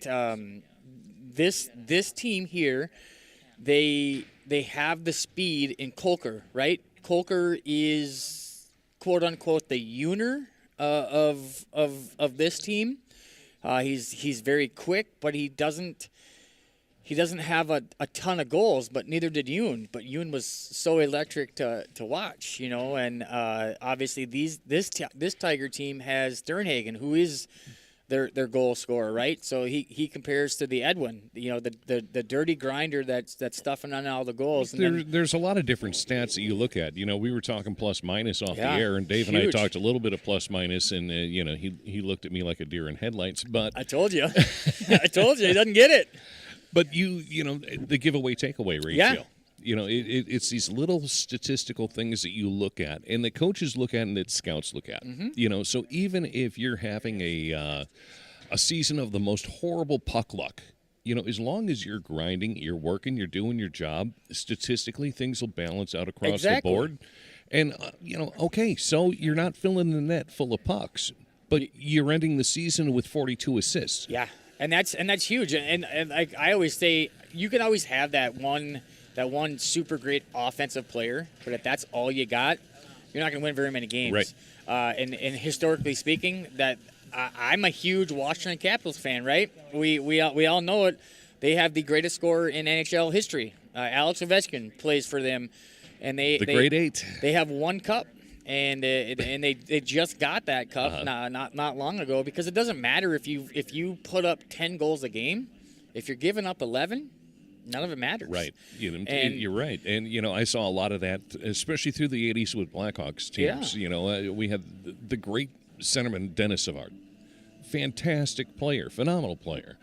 Another guy, cat by the name of Jeremy Roenick. Hell yeah. You know, Yeah. very successful U.S. hockey player. And, you know, a guy that I enjoy watching and listening And to. listening, you know. I love listening to him now. I'd rather listen to JR than Biz, but that's kind of a different animal for those of you that watch NHL on TNT. You'll know what I'm talking about. JR is good. But you know, he had a chip on his shoulder the minute he entered the league, and this is back in a day when, you know, the old Chicago Stadium was not regulation-sized rink. It was tiny for NHL. Yeah. It was a small You're tiny area, and every night, it doesn't matter what team you were on, you took a beating in that rink. Absolutely. And you knew it going in. And you know, there were Bob Murray and so many. The other one, 28, was fantastic. I get distracted by pucks on it. You know, we mentioned Doug Wilson earlier as a defenseman, a howitzer of a shot. Just a missile. Yeah. You know, and that's all great, but he knew his role. Mhm. You know, and. Yeah. And that's what it all comes down to. But Again, no cups. My point in the whole story and bringing up this past is great players, great individual players that happen to be on professional teams at the right time, but without the support staff to back it up to win the cups. Then you look at the you know, the 3 cups over 4 years that Chicago did bring home. Yeah, with Taze and Kane and you know, Duncan Keith, you know, they Seabrook and I mean, Sharpie and that decor of that Chicago team was great. I mean, I'm a huge Duncan Keith fan. You know, he does a lot of things right. Well, and then you had the backstopping of Corey Crawford too. And that was the key. That I mean, that's what Ovechkin never had. He never had the Taze and the Kane. It was always Alex. It was always Ovi. And he didn't have the goaltender. You know, they would shuffle in 6 or 7 goaltenders a year. I mean, there was always somebody else giving up 8-9 goals until they got Braden Holtby, and Holtby wasn't even that good. He was good when he needed to be, and you know, he didn't really come alive till the playoffs. And then the Holt Beast was born, and unfortunately that success got to his head, and he got his big contract. Was it in Vancouver? And now nobody hears Braden Holtby ever again. Right, but you know, when you look at building a team, and this is where you know, Bill Guerin is a guy that I watched as a player, and when he has been coming up through the ranks, and now a GM and doing a great job of building this Minnesota Wild club. And you look at how he was able to get the Kaprizov deal done. And then, I mean, how huge is that Quinn trade? Yeah, it's huge. And I don't think that he would be as good as he is here in Minnesota as if he would have went somewhere else. Like he comes in and he fills that role, and it made everybody better. And You're right, yeah. And that's the key, right? You can't just make one guy better. You got to make 12, and it's huge. I mean, you look at just the other day. I think he was at 43 assists on the year. For a defenseman, that's huge. That's crazy. Those are John Carlson numbers. But he's certainly logging the minutes to get that done. Yeah, absolutely. But you look at how this Wild team has been building over the last couple of years. Fletcher did a terrible job as a general manager. And, yeah, I'm going to dog the guy. Yeah. I mean, he completely killed the minor league or the affiliate system. And outside of the up top-tier NHL roster, somebody went down. You had nobody that you could pull up that could make that step to the next level. And that's probably – it's not just – that's a very overlooked part of the game, right? I mean, at that level – it's about winning games. It's about making money. It's about making revenue. And you really have to manage two separate entities to protect the big show. And if you don't have anybody to come up, you got to spend money. And it's nuts. Even and it doesn't matter if it's an NHL team or if it's a high school team. You look at, the injury bug is going to bite you at some time during the season. Absolutely. You look at, some of the players on this boys Tiger team, the girls, losing integral parts of their team due to injury. And it's just the nature of the beast of this game. Yeah, especially on the boys side, it's everybody wants to, and again, not knocking any football players here, but everybody wants to talk about how football players are way tougher than hockey players. But it's pretty easy to be pretty tough when you play 16, 17 games a year. These guys play 16 games a month. And it's up, down, it's fast. It's when you're a hockey player, you're taking 6-7 hits every 5 minutes, and you just got to be a special individual. I mean, I've seen probably one of the greatest stories I've ever seen is the defenseman. What was his name? He out there on a penalty kill.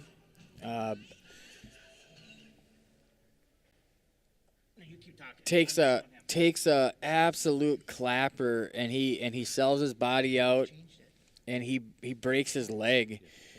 He breaks his femur, and he can't get off the ice because there's still a minute 25 on the penalty kill, and he stays out for that entire penalty kill with a broken leg, and then finally gets back to the bench, and then they cart him off, and I mean that's tough. It is tough, but you look at probably the most exciting hockey that you can watch is any of these NHL playoff series. Yeah. The dedication of these guys, and then you find out the injury list after, and it's amazing what these guys are playing through. This guy's had a fractured wrist, and he played the next 7 games of the series, and this guy's got a broken rib, and I mean, you've ever had a broken rib? Mm-hmm. That is probably the worst injury you could ever have, because every breath you take is affected. Hurts. Yeah. And these guys are out there with broken ribs, just gassed out, breathing deep. Mm-hmm. Yeah, broken feet. It's in every shot you get to that level, and even collegiate, it's every shot can hurt. Absolutely, and linger for days. You see him all the time like we seen Kolker on Thursday take that puck off the skate, and for as much as the skates cost, he got hit a couple of times back to back. Back to back, yeah, and it hurts, But going back to the toughness, and the drive of these kids, Josh's senior year, they were leaving to go to the Iron Range deal. Erickson had booked him at the Iron Range. They were going up. They were going to play Bemidji, and they were going to play something else. And they came out for a light practice before they left. And that far corner where the ref is, right where the Robert Hoffman Realty thing is, there was a bad deal over there, and Josh ended up breaking his ankle. Oof. The day that they were leaving, right? So we take Josh up to the hospital, and of course they tell us the bad news, like, hey, he's done. It's Josh's senior year, and he's not coming back, right? And Josh, the first thing out of Josh's mouth was, I can play through this, and we can fix this at the end of the year. And we're like, no, you can't. But that's the heart and mindset of a hockey player. So being the dad that we are, or the dads that we are, it doesn't stop there, right? We get on the phone and we start making phone calls, and we start getting connections. And this is the Minnesota Wild story here. John Edwin and Jenny Edwin, Max Edwin's mom and dad, they have some connections up at Tria in the cities, and obviously Tria is the Wild doctor. So we get in contact with the Minnesota Wild surgeon, and we explain it to him, and he says, "Well, bring him up. We'll take a look at him. We can't look at him now because we're out of town. I think they were in Vancouver at that time. But once we get back, bring him up." And we'll take a look. And so when they got back into town, we took Josh up. They looked at Josh, and the doctor was like, "Oh, yeah, I can fix this. We can have him back on the ice in 2 weeks." And they went in, and Josh had some surgery. They flipped some tendons, reattached some tendons on the other side, and literally, I think it was 3 weeks from the day of surgery, he had a checkup. This is the second year of the Kiwanis tournament, when they go undefeated. We gotta get him up to the rink. He's gotta be there at 8:00, or at Tria at 8:00. The Tigers played at 11 in Rochester, so we get him up there. He's in, and the doctor says he's good to go. And I have never seen that kid be that emotionally driven. Like he was, we got to go now. We got 3 hours. We got to the rink at I think it was 10:48. Tigers go on the ice in 12 minutes, and Erickson had brought his stuff, fully expecting that it was going to be go time. And we hit the arena, and he was on the ice for warm-ups, and played the next 3 games for the Tigers. Amazing. And hockey players are just animals. No, you're not wrong, and that may be, especially for those parents that are out there listening that have hockey players, know they are animals in many different ways, to include their rooms. Yes. If it's not an animal, it's a Tasmanian devil, right? I mean, they come in, they trash it, and well, even end of the season, the things you find in the bag. There's stories behind some of that stuff. Hidden treasures. And some of them you do not want to know. Don't ask. Ask, but do it when they're over 21. It's funny. It's like a boy's hockey bag is really like a mom's purse.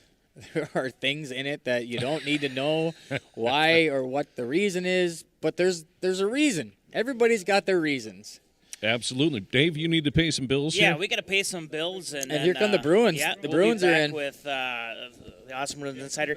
By the way, if you're watching on our YouTube or our Boxcaster website, right now, Albert Lee Bantam A is against New Ulm, and it's 0-0 with 12:20 to go in the first period.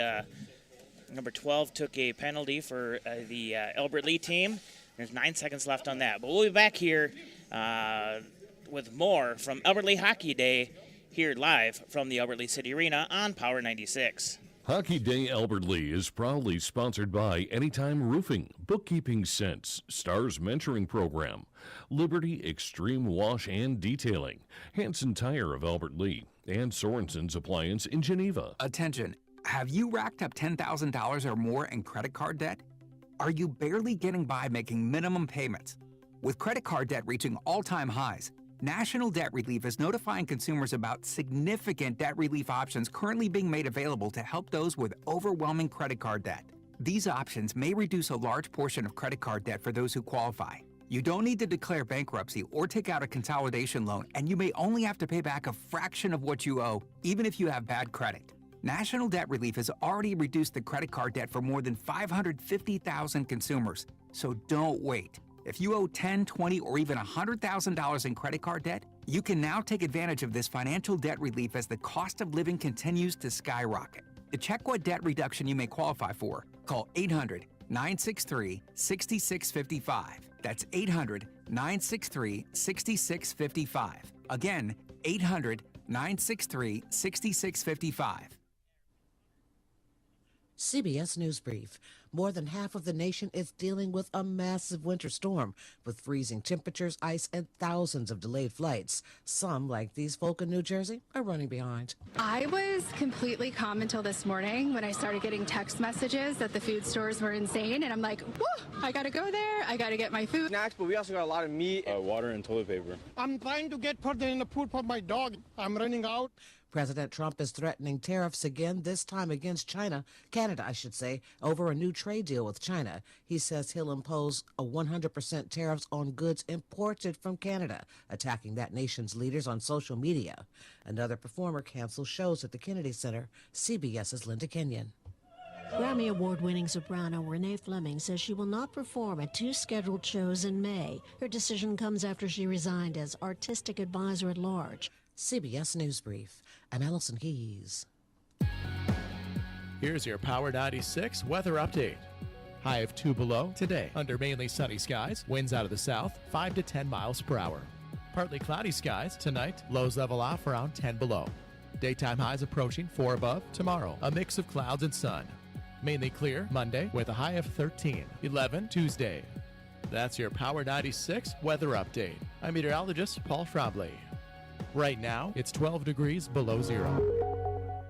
Godfather's Pizza is back in Albert Lee. The Freeborn County Co-op convenience store, located at 1820 Margaretha Avenue in Albert Lee, has Godfather's Pizza Express, open every day till 9 p.m. You can get large or personal pan pizza with all their great toppings and golden or thin crust. Plus, they have their Godfather wings, cheese bread, and desserts too. Call 320-7511 to order your next meal for pickup, have DoorDash bring it to you in Albert Lee, or there is limited seating inside. Godfather's Pizza Express, open 7 days a week till 9 p.m.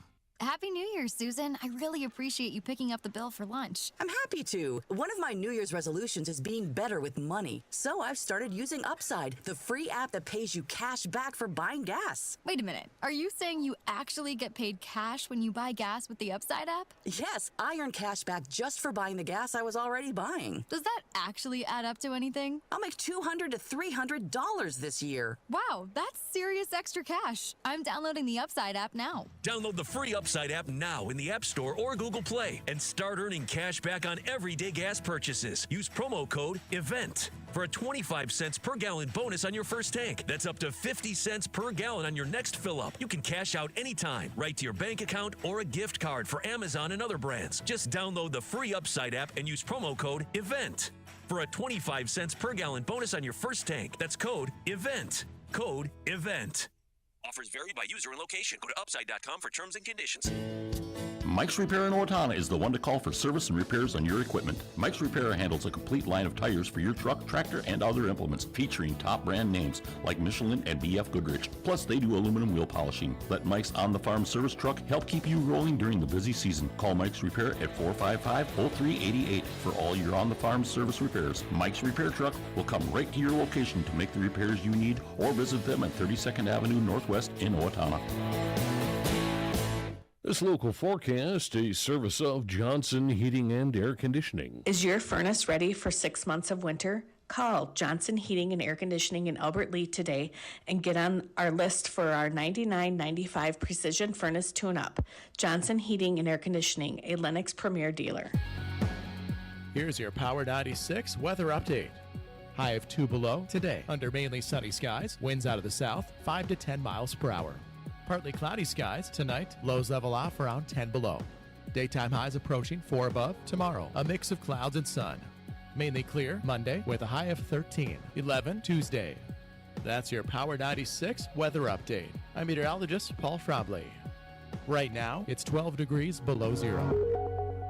Albert Lea Hockey Day is proudly brought to you by The Locker Room by 10,000 Designs, Trades and Labor Federal Credit Union, Right Way Roofing of Albert Lea, Community Foot Clinic in Albert Lea, Davy Valerial at Robert Hoffman Realty, and Hy-Vee of Albert Lea. Power 96, the very best in classic rock. 96.1 KQPR FM, Albert Lea, Minnesota. Support local hockey and grow your business by becoming an Austin Bruins partner. With customizable packages featuring in-arena exposure, media and digital promotions, and more, your brand will be seen by thousands of passionate fans. Join the team behind the team. Become a sponsor today by calling 507-434-4978 or visiting austinbruins.com. It's my must-go-to farm meeting. That is a statement from an attendee of our annual Ag Summit. Hi, I'm Tom Sorensen, Agency Director of America Insurance Group. The A-Team and I want to invite you to the 26th Annual Ag Summit to be held at Wedgwood Cove in Albert Lea on February 5th at 8:30 a.m. to 12:30 p.m. We will have an array of presentations and vendor booths, followed by lunch. You will have to RSVP by calling our office at 507-377-2000 or going to our website at americainsurance.com. As the seasons change, so do things at the Pizza Ranch, located in the Northbridge Mall just off I-90 in Albert Lea.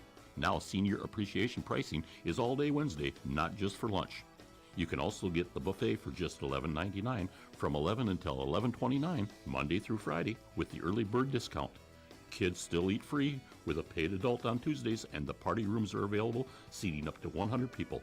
It's all at the Pizza Ranch, located in the Northbridge Mall just off I-90 in Albert Lea. The friendly staff at Albert Lea's Trades and Labor Federal Credit Union reminds you that when you're in need of a home that satisfies your financial needs, let Trades and Labor Credit Union make it easy with checking services, debit cards, home equity loans, and savings options that will earn you more for your money. Visit Trades and Labor Federal Credit Union on Albert Lea's friendly south side. Open 6 days a week with social distancing for your safety and theirs.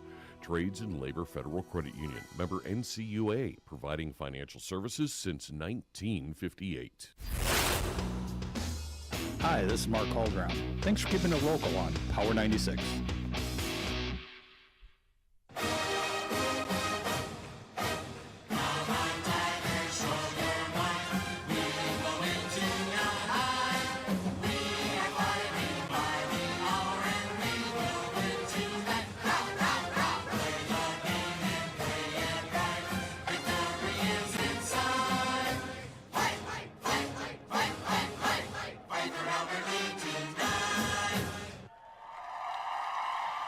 And we're back live at the Albert Lea City Arena for Albert Lea Hockey Day 2026. Of course, we're getting ready for our Austin Bruins Insider. For those of you who are watching on our YouTube channel, our website, or our Boxcast app, we do have the Albert Lea Bantam A versus New Ulm, and Albert Lea does have a 2-0 lead with 5:45 to go here in the first period. Of course, we're going to do our Austin Bruins Insider just a little bit early today for you, as it is Hockey Day. And alongside me now, I'm joined by Mr. David Coyer, the voice of the Austin Bruins, and Mr. Peter Theodos, who you're kind of the jack of all trades, kind of. I am, yeah. Yeah, I do. you kind of do everything. Yeah, I do sales, box office stuff, game day stuff, amongst other things as well. Yes. raffle ticket extraordinaire, even though Caldy's the only one to ever win on a raffle. But, yeah. So, David Coyer, how was your voice today after last night, a pretty exciting win there over in Austin at Riverside? You know, it's always good. People always think after some of these games, especially last weekend against Bismarck, they're just like, how's your voice? And it does get tired sometimes, especially when you have a lot of penalties or a lot of goals or something like that. But last night, fairly tame game. Both teams staying out of the penalty box pretty well. Austin had a little bit more penalty minutes than the Mallards, but a 4-1 win. Jack Solomon looked incredible in net. Had some incredible highlight saves that we'll hopefully see on Plays of the Week for the league this upcoming week, because he is just he's back for his second season, and he's been on a tear, and rightfully so. Committed a couple months ago to the Air Force Academy. So yeah, a great game last night, great crowd, and tonight should be an even better crowd and hopefully an even better game. It's Bruiser's birthday. Yes. Tonight. And so. I was really hoping you guys would have brought Bruiser with today, which would have been really cool. And actually and we have a video up there playing right now. I was actually going to find the video or the picture of Caldy and Bruiser to put up as a graphic. I didn't get that built today, but of course Bruiser, always a fan favorite. I know anytime we're at the game, he's squawking by, fist bumping. He's out there banging on the garbage cans, climbing the walls, and things like that. So pretty cool. Best mascot in the NAHL. That is very true. And of course, a couple weeks ago, maybe it was more than a couple weeks ago. I don't. When it comes to high school hockey, I don't even know what day it is anymore. It's game day or it's not game day. And of course, you had both you had Bruiser and Boomer from the Rochester Grizzlies, and so that was pretty cool. And unfortunately, we didn't win any of those jerseys, which kind of stunk. That was a Dumb and Dumber jerseys. But that was, like I said, that was pretty cool as well. We do still have their bow ties that are available, and that Peter and I wore in a goal line to goal line. Yep. Your bow tie. We have someone already claimed mine. Peter's bow tie was claimed, but if you want a David Coyer autographed bow tie from the Dumb and Dumber get up, I can maybe make that happen, Dave. Or the hats. We still have the hats. We do have the hats too. You would look stylish in one of those hats. I would. Of course, New Year's Eve, we were there for the game. And, of course, they had all these party favors, and I ended up going to the Bruins store and buying a bunch of stickers, put Bruins all over it, and I was trying to sell it for $50,000 to start. And then I even went down to like $50. No one bought it, so it's sitting at home on my Bruins kind of, I'm not going to say monument, but in my man cave, I have all my stuff, and so it's up there with my Bruins stuff. There you go. I might have 50 cents in my car if you want to just keep dropping down the number. Well, we'll see how broke I am after today with all the raffles and stuff going on here, but. Oh, hey, I can get the gold jacket for you, Ron. Oh, yeah, the Swifty night, I was out of town for that. Ron, he went. And I'm surprised you didn't wear that today. So it was... I should have, especially since it's hockey day. I should have gotten a little bit more dressed up and had the get up. My gold jacket, got it for the Black and Gold Gala last year, and when I was told that it's Black and Gold Gala, you got to dress nice, got to dress in your best. Most people get a little bit of gold, but more people go with the black side of things. I'm just like, what can I do? I almost got a full suit. And then I'm just like, I don't know what I would ever wear this, especially the pants again for, and I probably wasn't going to find a pair of pants big enough for myself, but so I got the jacket, and it's been a hit the two times I've worn it. And when it was Swifty night, I'm just like, okay, what Swifty stuff do I have? And I was like, gold sequence jacket. I was in, and everyone kept asking me, what era of Taylor Swift are you in? I was like, I'm in my black and gold era, and that's exactly what we needed. And Bruins picked up the win on Swifty night against the Watertown Shamrocks, and I was going to wear it for New Year's Eve too, but I felt like it was too close together, would ruin the aura of the jacket. The ambiance of that jacket, Exactly. yeah. Well, everybody would have thought you were the crystal ball that normally comes up and they could have easily done that. So talking about the Bruins, of course, last night a big win, but they're on a pretty good hot streak right now. Alone now for first. Yep. How many points ahead of Bismarck there? I know you guys were talking with Ron a little bit beforehand. 1 point ahead of Bismarck. So, a couple weeks ago, it was an unfortunate sweep against the Watertown Shamrocks. Weren't able to pick up a point, and the Bruins, who had at least had a share of first place since the end of November, actually then dropped behind Bismarck that weekend, but a big series in Bismarck last weekend. Were able to come. They were down 5-2 and ended up coming from behind. Won 6-5 in a shootout. So with Bismarck picking up a point in that Friday night game, still a point behind them, but then a big victory, 6-3 on Saturday, and now 1 point ahead. And Bismarck was on the road in Minot last night and was a back-and-forth game. Minot had the lead, but a late power play goal tied it up, and then an overtime victory for Bismarck. So they kept pace with the Bruins.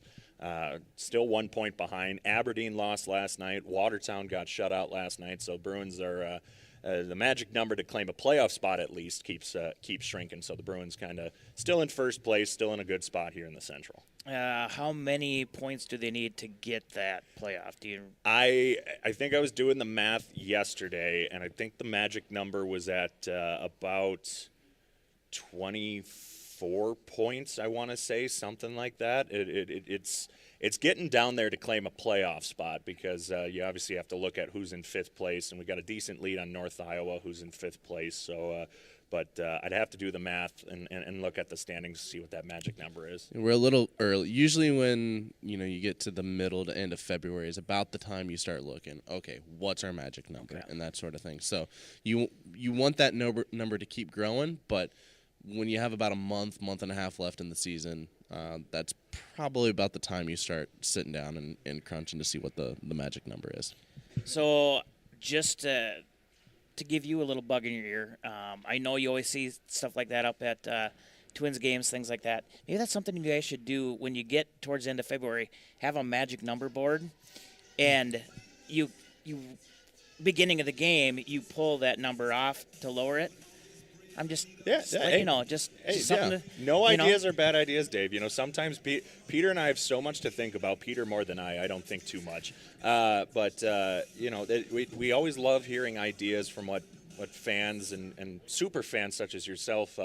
We like to get those ideas to maybe try and implement them in the game. So we might have to start thinking about that. Start to plan that one out. Yeah, I just know that'd be kind of neat. You could have some random fan pull that number off, and then they're going to appreciate that too. And well, I know a random fan who's usually at most of the games, so I think would be perfect for that, Dave. That would be. And like I said, of course, last night my wife had surgery yesterday, so I couldn't make the game. But I did see Scott, who sits just kitty corner from us, him and his wife, Caldy and I try to get there. Tonight, of course, we won't be there because we're here till 8 o'clock. There you go. Unfortunately, but yeah, no, Caldy and I were talking about that. It seems like it's been forever since we've been to a game. 5 straight road games will do that to you. Yes. So the last home game previous to this was New Year's, right? January 2nd. Or the 2nd. We did have the 2nd against St. Cloud, but yeah. So. Okay, yep, it was that 2nd. And it goes back even further than that because we were home the first 2 weekends of December. Then we were at Aberdeen. No, first 4 weekend or first 2 weekends. First you said 2 it. weekends, yes. He said it right. Peter, he's the operations manager, right? Again, he thinks I don't. First I just 4 talk. games, first 2 weekends. Yep. Math there. There you go. Then we were in Aberdeen. Then you had Christmas break. And then we were home for the 31st and the 2nd. And then we were on the road for 2 more weeks. So we went, close to a month with only 2 home games. So I don't blame you for forgetting, when we were home last because it was until this weekend. It had been a while since we'd had a consistent home schedule. And like you said, Dave, it with all the games that happen, they start to just mesh together and time just becomes an illusion. Like Peter and I, our mindset is, all right, there's 2 days during a week, game day and non-game day. You can never tell. It's like, oh, is today Tuesday? Is today Wednesday? It's like, nope, it's game day, non-game day, or it's a travel day. Yeah, and I know, even last year, of course, Power 96, big supporter of the Bruins. Same thing, Bruins, big supporter of Power 96. I had tickets for the longest time, and I got to the point where I was calling so many high school games that I was like, do I really want to spend my weekends in an arena? Yeah, Well, here's what changed. We went to a game. Caldy came with. Caldy, not knowing much about hockey. We instantly fell in love with the atmosphere in the game day operations that you guys put on at the Bruins, that we went out and bought season tickets, and like I said, so now it's a constant. My wife knows. She's like, do you have a Bruins game this weekend? We try to get her to go with every now and then. Have he'll be 5 on Monday, 5-year-old son. He's he's into hockey a little bit, but at the same time, he doesn't have that attention span. Yeah. But the thing is no matter what the age the kids are, they come out, they have a great time. Of course, you got Bruiser going through. He absolutely loved Bruiser. Of course, he went for the Halloween night, and that's when he had his chicken jockey suit on, whatever, and so my son still talks, are we going to go see that bear with the chicken? And I was like, I don't think he wears the chicken all the time, whatever. But no, like I said, we just love the atmosphere there. And, of course, you get to know a lot of the people that are there as well. Of course, this is the Bruins' 16th year, and there are some people that have been there from the beginning. I know one of the things, too, and Caldy knows, it goes, oh, here comes your hug. Sue Stoll. Every game, she's got to come up and give me a hug. Yep. I'm like, Mama, whatever. It's just that back and forth. It's just things like that you build. And then, like I said, you got season tickets holders here, season ticket holders there. You got the big blowhorns and whatever else, which my wife says no to one of those horns. We'll see what happens. If I win Hockey Day raffle today, I may be going online and buying one of those. Or you know what you could do? You could just leave it in your car. I could. You get one and then leave it in your car and not tell her that you have it. She's not going to know. She'll never unless know. she comes to a game. Then, okay. Yeah. I do have a Vikings horn that I blow during Vikings games. Is that another goal? I believe. So right now, and I think they just got another one, the Bantams are leading 4-0 over New Ulm. As like I said, that you can also watch that right now. It's just a constant video feed out there. But yeah, getting back, like I said, it's just a fun family event. And like I said, with the Bruins store, you can get your gear. They have the little area down in the corner by the bathrooms where you can get some beverages, which we normally like to frequent that as well. So, like I said, it's responsibly, fun. Of course. Yes, responsibly. But it's fun, like I said, if you're going, if you're an avid hockey fan, if you're just going out for a family-friendly evening. I know you guys do ticket deals with the Friday night packs as well. We do. And that's pretty affordable. Do you know the details on that? Yeah, absolutely. So it's for $60. It's 4 hot dogs, 4 tickets, 4 popcorns, and 4 sodas. So family of 4, where are you going to be able to feed your family with entertainment for 3 hours or so for $60? Yep. You're or not more. Or more hours. Yeah, exactly. You're not. We don't like when the games go more than that, but you know what? It happens sometimes. Yeah. But no, where are you going to be able to do that in this day and age? You're just not going to be able to. So that was something that David and I, it was one of those. It was a Friday. We didn't really, we'll never admit this to team president Brian Schultz, but it was one of those Friday afternoons where we just didn't feel like working. And it's like, what kind of ticket deals and packages can we come up with that are attractive to our fans? And that was something that we came up with.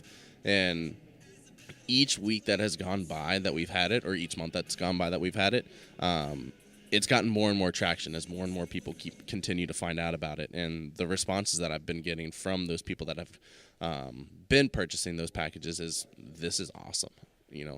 It's everything that I just said.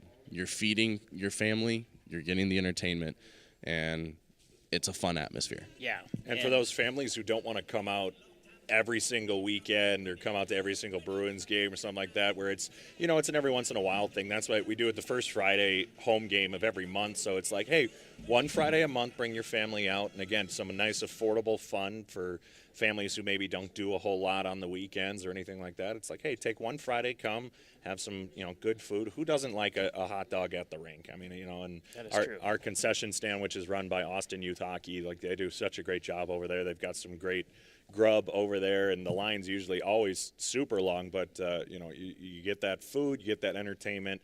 And we do also allow, if your family's bigger than 4, it's just $15 for an extra person as well. So it's, again, $15 a person for 3 hours of fun.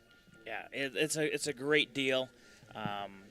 Like I said, in all honesty, it's one of those things where, and Caldy can attest, I don't know where Caldy went now, but he can attest. Like I said, he wasn't really a hockey fan, but he absolutely fell in love with just the atmosphere and stuff like that. He's got a Williams Armed Forces jersey now and stuff like that. So, like I said, it's just a great time. So getting into it a little bit. So Peter, you you've been with the Bruins now. Is this your second year? This is my second year. Yep. But you've been around the hockey community for a while. Did you grow up playing hockey? I did. So it's fun that we were talking a little bit about not being into hockey and getting into it. So I'm originally from West Virginia, born and raised there. It's a state where you play basketball, baseball, football, or soccer. Yeah. And that's pretty much it. Lacrosse over the years has taken some steps forward, but that's not important, Hockey just wasn't a thing, and it wasn't until I went off to college in Cleveland, Ohio, where the two guys that I met and became best friends with, one of them was from Buffalo, New York, where obviously the Buffalo Sabres are. Yep. And then the other one was from the Cleveland area and had gone to a bunch of Cleveland Monster games of the AHL and is a diehard Pittsburgh Penguins fan. So they all wanted to watch hockey. And when there's three guys in a room and two of them want to watch something and I wasn't really into it, all right, I'm the odd man out. We're watching hockey. So that was kind of where my love for hockey started to grow. And then after I graduated college, I got into the league, working in Minot, North Dakota for a team up there, and really fell in love with the game there. It's a fast-paced game, and the thing that I love about it is I didn't know what was going on at all, but I was able to watch just a bunch of different aspects of the game. I was able to watch the competition around the puck. I was able to watch, the guys trying to get open around the net to get the pass. I was able to watch the guys getting on and off the ice. And when, you have a little bit of ADD, ADHD, like watching all of that sort of stuff and at the high pace that these athletes in the NAHL are playing at, it's really entertaining, and it's something that was really able to cap my attention, cap my focus, and really hone me into something that I've really enjoyed to love to watch over these last, what is this now for me, 7 years that I've been working in hockey now. So quite a few years in there. In that you did come from Minot, of course, the Minotauros, and you worked with that organization for a while. We have since forgiven him for it. Yeah, well, you can forgive all you want, but unfortunately... You can't forget. No, and of course, Minot, very cold in the wintertime. Colder than here. Even today? I don't know what it is today. It was like negative 15. It was actually warmer in Minot yesterday than it was in Austin. Yeah, it's negative 12 right now.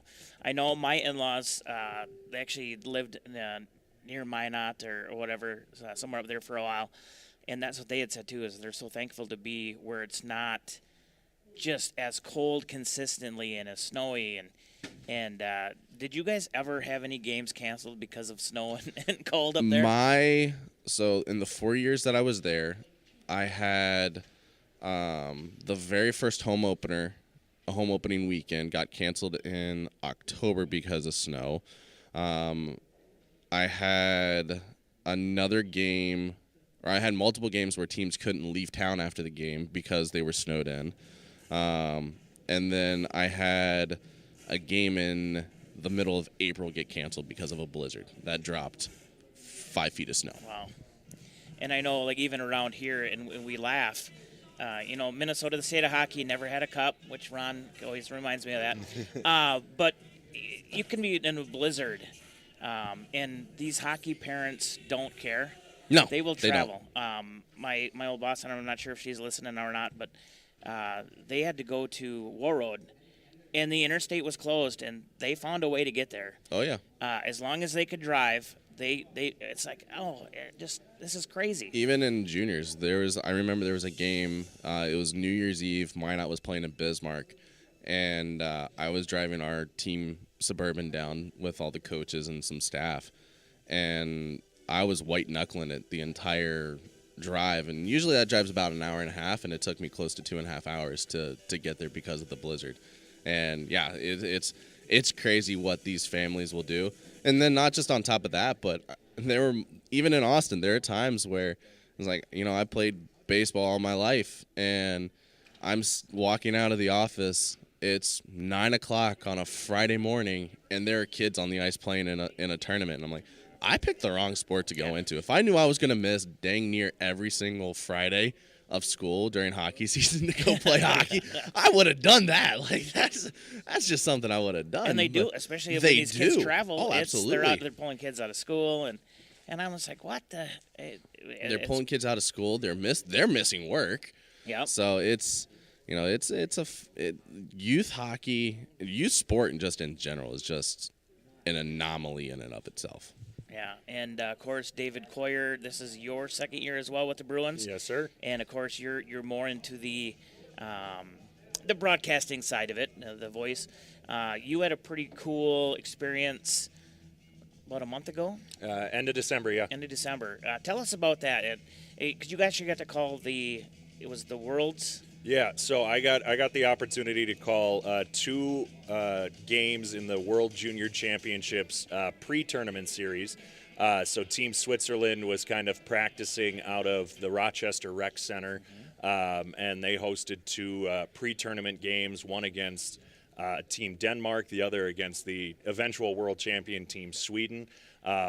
And luckily, I knew the right people, and that's, I'm sure Ron can attest to, you can attest to. It's not always about what you know, it's about who you know. And so the lady who runs the Rochester Rec Center, Corinne Rooney, is the wife of Bruins associate head coach Al Rooney, and so they were looking for a broadcaster to call those games, and they kind of decided on little old David Coyer, and so I, of course, jumped at the opportunity. So it was a great experience. Got to meet some of the members of the media team for both of those teams. They did kind of the film crew and all that sort of stuff, trying to breaking down the game from up in the press box. But got to meet some great people, and of course, Team Sweden was just stacked this year, and so got to see them play, got to call that game, and they ended up going and winning the World Junior Championships this year, and it was an incredible experience. And it's one of those where we have people from other countries in the North American Hockey League. I mean, we've got 2 guys from Belarus on the Bruins,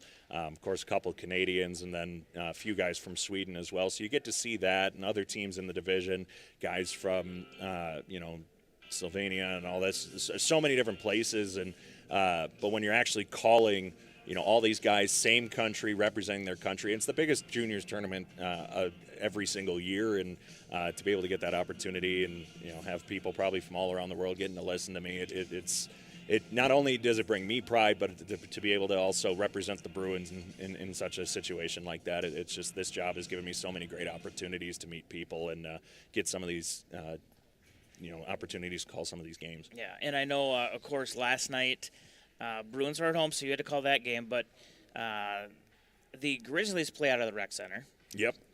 And so two-part question: where did you get to sit to broadcast? Did you have to climb up those stairs in that loft? Oh yeah, no, that's so Josh Bartosik, who's the broadcaster for the Rochester Grizzlies, his first season, he does such a great job. But so he calls all the Grizzlies games from up in that little catwalk up there, and that's where we had our media set up there, and Josh was running camera for me, and Vinny Paracelli, who is the head of media for the North American Hockey League, he was actually running production for us. So we had a whole setup up there. It was a nice little thing, and it does get a little crowded up there, especially when we had both of the video teams from the teams playing up there as well. But you go up there, it's a great vantage point once you get up there. It is. It's a pain to get up there. It's the stairs are pretty steep, very small steps, and when you're carrying some of your equipment, or once we tore down and had to help, because Vinny's got a nice little traveling production studio that he has, and we had to carry some of those boxes down. And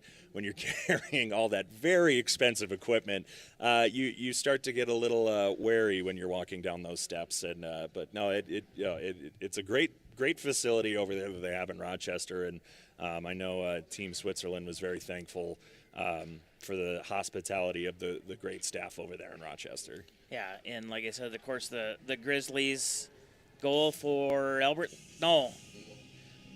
New Ulm, so we'll tack that on there. So the Bantams lead 4-1 here in the second period. I should probably change that too on here. So the Grizzlies last night had a pretty cool experience, and did you guys get to talk to them at all, or especially the broadcasting crew at all, about having the outdoor game for Hockey Day Minnesota? Up in Hastings, yeah, and there was the conversation leading up to the week was how cold it was going to be and how people were going to survive that. And we talked with the legend himself, good guy Carl Hawkinson, the equipment manager for both the Grizzlies and the Bruins, and we asked him after the game if he was still alive, and he said it actually wasn't that bad out there. I don't believe him, by the way. I don't. I saw a picture of Ole Fievold, one of the captains for the Grizzlies, and it looked like his face was frostbitten from after the entire game. You could tell he was freezing out there, but it was a cold day. We heard at one point that they lost power, and so the broadcast was down for a little bit because I guess a generator might have blown, and I heard that wasn't even the only problem throughout the day because there were some other games out there.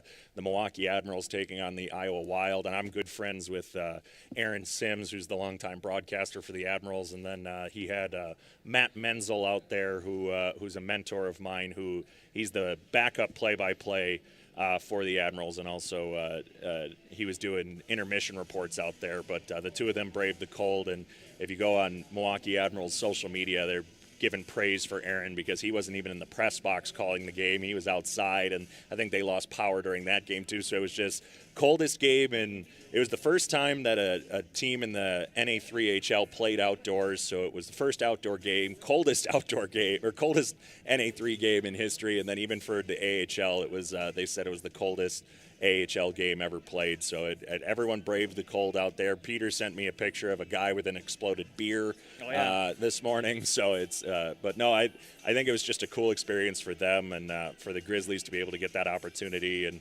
Hockey Day Minnesota against the Granite City Lumberjacks. So two Minnesota teams going at it, and didn't go the Grizzlies' way score-wise, but I think it was just kind of a fun, cool experience for them. Also, shout out to Jacob Holmes for creating that logo for the Outdoor Classic for that NA3 game. Fantastic logo that he made. Yep, so I did see that. That's pretty cool. Both teams very much appreciative that he did that, and I know they had some merch that was for sale, and they still have some merch that's for sale. So if you haven't seen it, go check that out, and if you want some merch, then just contact Jacob Holmes at the Rochester Grizzlies. And here at the arena, the Bantams did take a 5-1 lead here. 6:34 to go in the second period.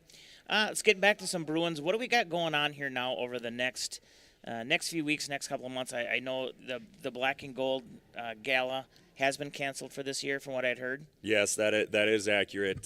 For just things out of our control, the gala couldn't happen this year, so we're a little upset about that. But that doesn't mean that we're still not supporting cancer research over at the Hormel Institute. Of course, the gala is always just kind of a precursor to the main event, which every year, this will be the 16th year of Paint the Rink Pink, which is always the biggest game of the year. And the cool thing about this year is we did reveal the jerseys a couple weeks ago, and they're not the true kind of, we usually rotate between white, black, and pink jerseys. This year it's a little bit different. It's a little bit more kind of a bluish jersey, but it's got the silhouette of the Austin skyline with some stars in the sky. And that's because our president, Brian Schultz, kind of found this really cool quote. It's perhaps they are not stars, but rather openings in heaven where the love of our lost ones shines down to let us know they are happy. So all those stars kind of, we're focusing on a little bit more of those who maybe we have lost to the terrible disease that is cancer. And the jerseys look really cool, and we've gotten a lot of positive feedback from our fans. But still painting the ice pink this year, and all proceeds from that game are going towards cancer research at the Hormel Institute, which has been a proud partner with the Bruins over these last few years. And of course, those jerseys get auctioned off after the game, with again all proceeds going to the Hormel Institute. So it's such a fun game. Usually, it sells out every single year, and so fans can always get their tickets at tickets.austinbruins.com. And the game will sell out, so you got to get them soon.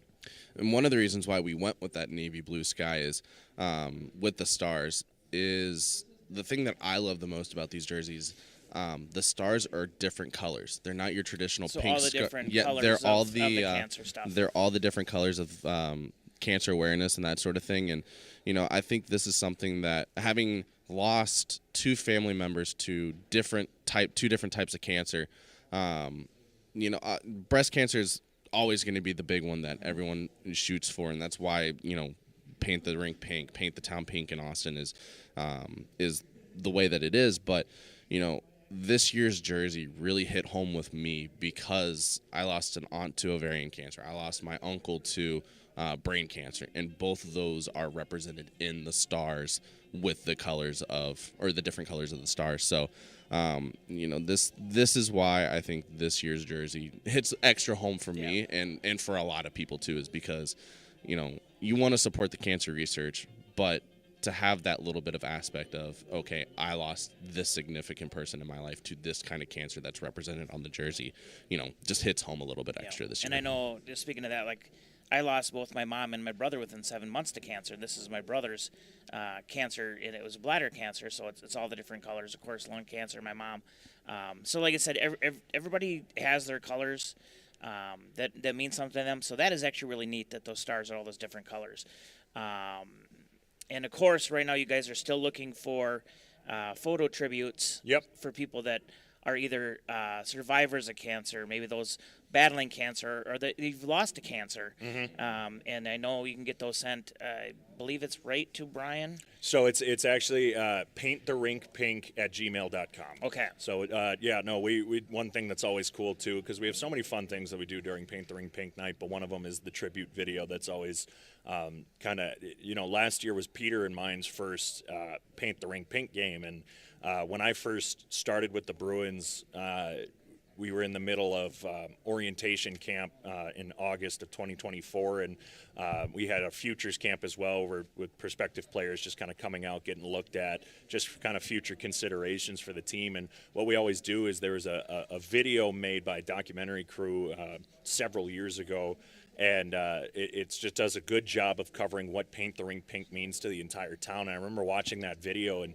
kind of made me emotional because I was like, oh, this is really cool. And it got me to be like, oh my gosh, when's Paint the Rink Pink? And last year finally got to experience it. And when you walk into the rink for the first time and you see the pink ice, it is the coolest thing ever.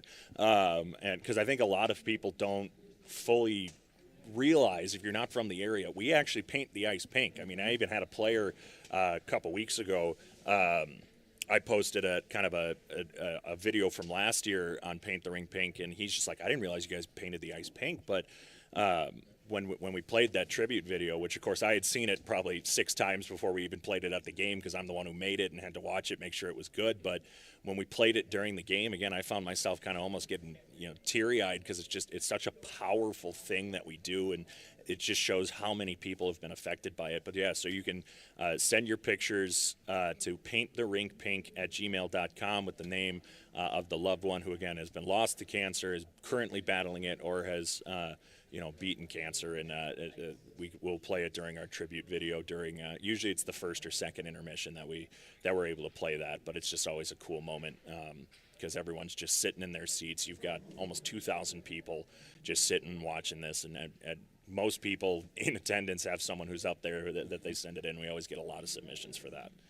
Yeah, it's going to be a very emotional night, but a fun night, and it'll be our first time, myself and Caldy, to go over season tickets. Season ticket holders are included. That's included in Correct, it. yes. But no flex tickets. So if you are listening and you're a season ticket holder, if you have those flex, make sure if you're going to bring anybody else, because you want to pack that place, to get your tickets now. Because I know even like Mosh, he had told us when he used to work with the Bruins, he said, I don't know if I'll ever go to another Paint the Rink Pink because you can't even walk, and he's kind of claustrophobic. Yeah. But he said, he goes, it's amazing, but he goes, it is nuts. Yeah. And just, especially if the Bruins score, they said, you think it's crazy on a normal game?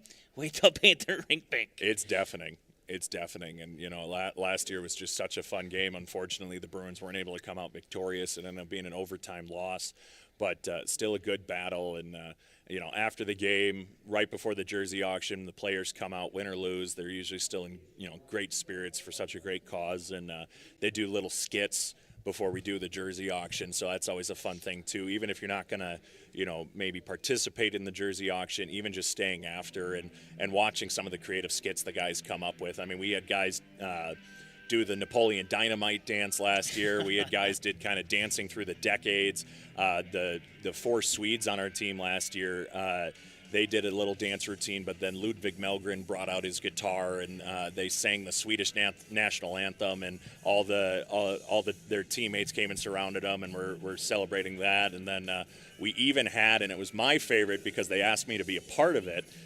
We had Captain Jackson Riley and Alex Lorenza, who were the reigning Austin Bruins tag team champions, defend their tag team belts against E.J. Paddington and Luke Malkasian. And surprising enough, usually there's a rule in professional wrestling where when a wrestler's retiring, you always go out on your back. You put the other guy over.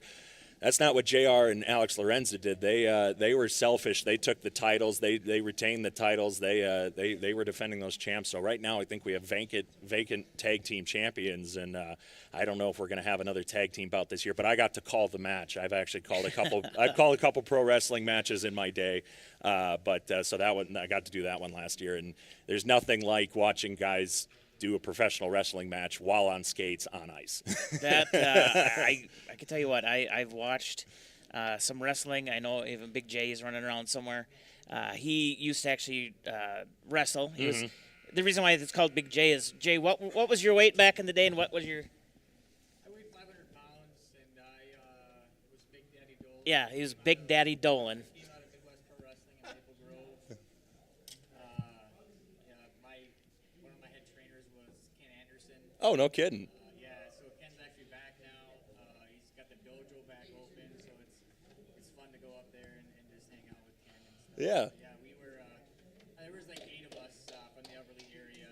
The Draylings, Aaron McVicker, who's actually he's the only one of us. Yeah, McVicker's still going at it. But yeah, I know we were Ken's kids back before Ken was Mr. Kennedy. Yeah.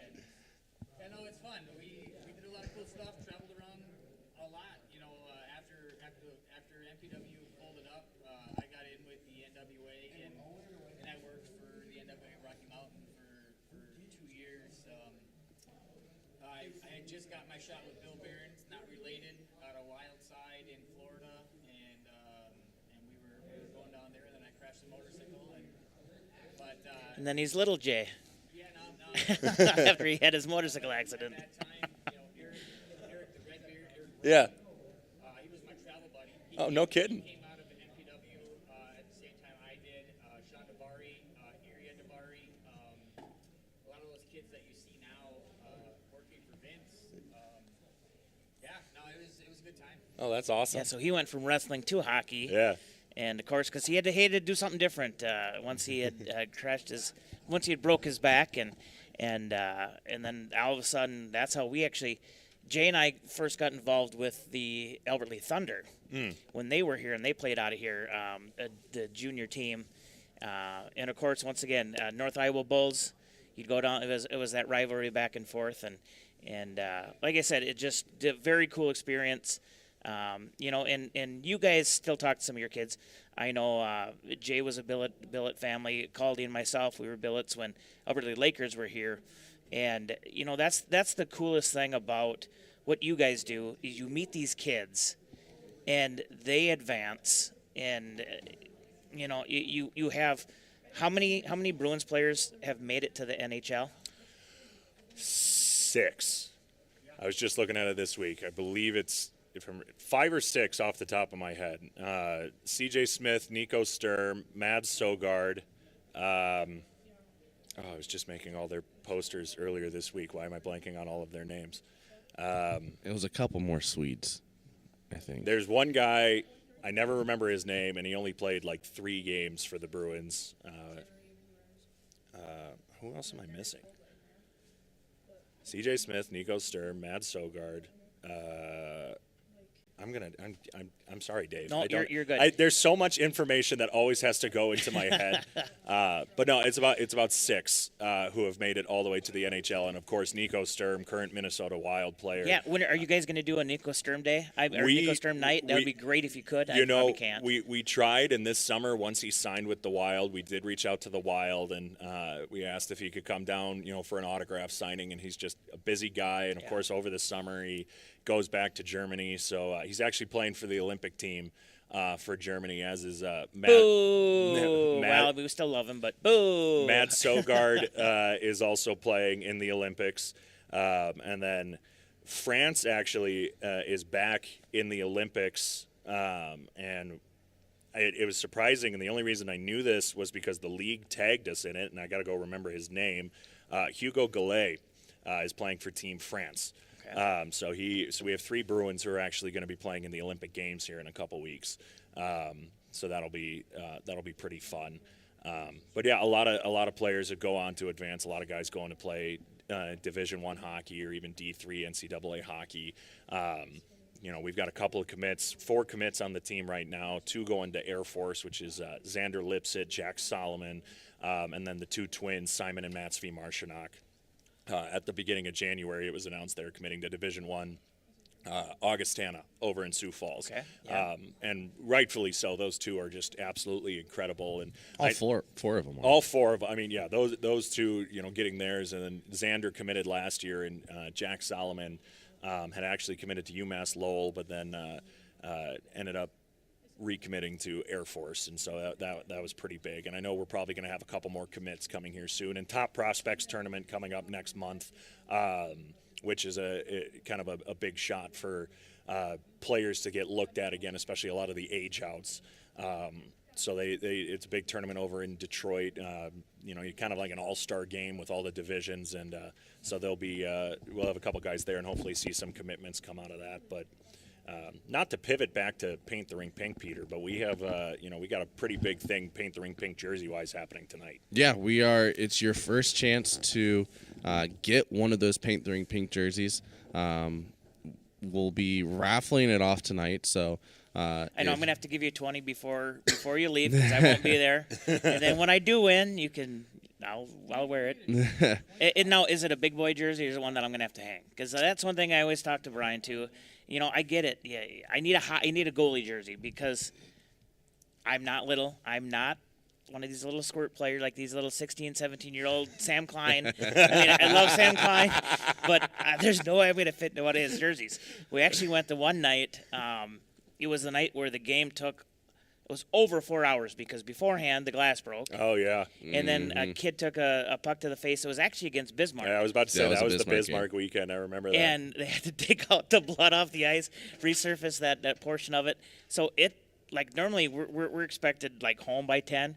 It was 11:30 and we're scrounging for a place to eat. Luckily, Torgie's one of the official sponsors there. They were open, so we got to get food. Yeah. Kitchen open late. But it was official post-game party destination of your Austin Bruins. Took forever, but I don't even know where I was going because it just so much stuff. But I know one other question that was asked with the new Hall of Fame, the Minnesota Hall of Fame. Are the Bruins doing anything with that or any associations with that? Not that I'm aware of. Is that what you were asking? Is it association? Early stages, I think it'll be 27, 28 by the time it opens. But the Minnesota Hockey Hall of Fame, they'll be breaking ground and building. Oh, sure. Yeah. No, to be honest, this is the first I'm ever hearing. Yeah, of this, I'm not gonna lie. I like to tell people I get paid to talk and look pretty, and I'm only good at half of it, so I don't get paid to know things. So no, I don't know. Yeah, I don't know Inver too Grove much about Heights that. is getting. Yeah, Sports Report. It was on there. I know you guys probably.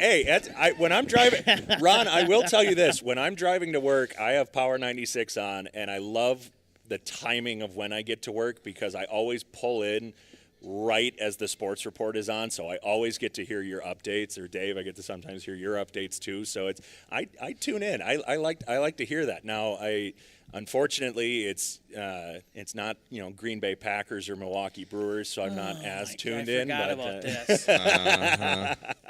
Now you know what I have to deal with. Who is your team? I mean, yeah, we know these guys are all the other north. You got Bears and Packers. So I will preface it by saying this. That I am not a bandwagon when I say this. Okay. I actually have family ties to these teams because my dad is from where these teams are. Okay. But I am a diehard Philadelphia Phillies and Philadelphia Eagles fans. My dad is from Philadelphia, so I do have ties there. Is he one of those jerk fans, or is he nice? No, your dad's a great guy. I've met your parents. I've met your parents. Andrew Theodos is quite possibly one of the nicest people I've ever met. And I tell you what, and it was funny because Caldy and I went over for the trunk or treat. And here's this older couple, and they're like so nice, and they kept coming over. Do you guys need extra? Because we ran out of stuff. Because of course, we're one of the first stops, so the kids are just grabbing whatever. And all of a sudden they come over and they're well, come and get this and whatever, and then find out it's your parents. Yep. And how they have traveled to follow you and to be able to watch you grow in your career. Absolutely. Which is amazing. So I can tell you this, even though your dad's an Eagles fan, he's not one of those jerk Eagle fans. So. But yeah, like I said, it's. I'm a Vikings fan. I mean, I grew up in Gordonsville. I moved to. Do you know where Gordonsville is? I have you ever no heard of clue it? where Gordonsville it's, is. If I'm being it's honest. the largest suburb of Albert Lee. Okay. At one point, there was 100 people in it. It's south of Glenville, right on 65. Okay. We moved from Des Moines to Gordonsville. Okay. So you go from, I don't know how many hundreds of thousands of people there were there in '83 to go to Gordonsville at 100. Whatever. I mean, I grew up being a Vikings fan, being a Gopher fan. But since I'm from Iowa, I'm a Hawkeye fan. Okay. And if you're in Iowa, you're either a Hawkeye fan or a Cyclone fan. Yep, absolutely. That's what you have. That's what I've learned. Yeah. But like I said, with me, I'm Minnesota now. I'm a Minnesota fan. Caldy and Ron are from Chicago. They're Chicago fans. Jay, I have no clue why Jay even. He just likes to be against Minnesota and against. Tampa Bay. No, I'm a Detroit Lion. Now Detroit Lions. That's not much better. I wouldn't be proud about that. They're all from Detroit. Okay, well then that makes a little more sense. But This Thunder jersey? yeah, Matt Johnson. Yeah. He's from Detroit. Township, Michigan, just north of Detroit. And, Okay, well then that makes a little more sense. But I know, like back in the day, he would always tease us, when Tampa Bay. Well, Dungy, yeah. You got him going now, by the way. You got him go. You better watch. He might pull one of his old school wrestling moves on you. I was about to say, you better watch yourself. I know where he hurts, so that is the biggest thing. Like I said, and Jay and I, we've went back and forth since we were kids. He doesn't like me to admit it, but we're cousins, so whatever. He doesn't like when I tell people that. But like I said, and everybody's gonna have their sports fans or their where what they're gonna support, and the Bruins actually have a lot of people who support them, including I know there's a couple their season ticket holders. They followed the Bruins, and that's how they end up in Austin. So like I said, it's just amazing. What you will do when you follow a sports team. Absolutely. And, if I ever went back to school and went to get a master's, I would do my thesis on small town teams in the Midwest, because you have Austin, and just this division, Austin, Aberdeen, Watertown now, Minot, Bismarck. You have fans in those towns that they are fans of the Wild, the Avalanche, the Vikings, yada, yada, yada. But they are diehard Bruins, Aberdeen Wings, Shamrock, Toro, Bobcat fans. They bleed those colors.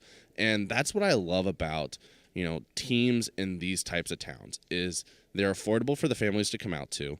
And the fans are more diehard for those teams and will follow those players throughout their entire career than some of these professional teams that, everyone loves. We all have our diehard professional teams. Fans in these sorts of towns are diehard Bruin, Toro, Bobcat fans. And that's why I think, this sort of industry and this sort of team is great for these types of towns.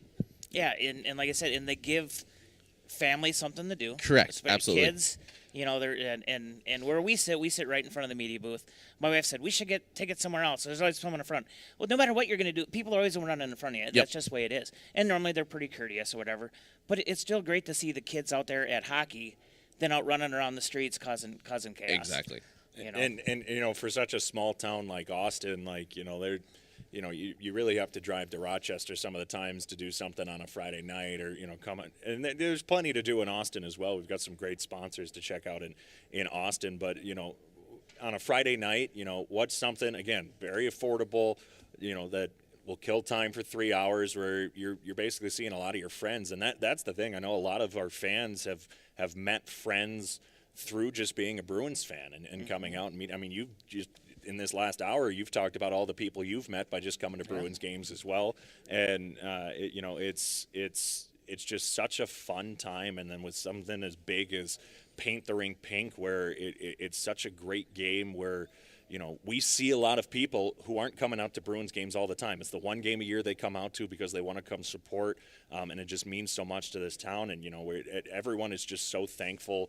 Craig Patrick, back in the day, 16 years ago, decided he wanted to do this, and it's not only it's become something more than hockey, which is the cool thing. I mean, you don't have Paint the Town Pink in Austin without Paint the Rink Pink, and there's so many different events around town in Austin over the course of this month, where it all just kind of culminates with Paint the Rink Pink, and it's the one final thing. And it's such a great cause too. And I know the Hormel Institute, which is one of the top cancer research facilities in the nation, that they are so grateful for all this sort of stuff. And I'm so thankful that I got to come here and be a part of the Austin Bruins and be a part of this community, because I've gotten to meet so many people. But we just do so much that it just it feels good to be a part of it.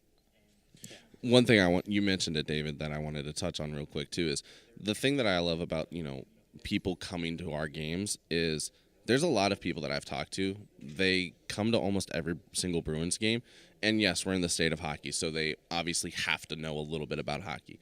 But a lot of times people will come to the games where they don't actually watch the game. They're there just for the social aspect because it is something to do.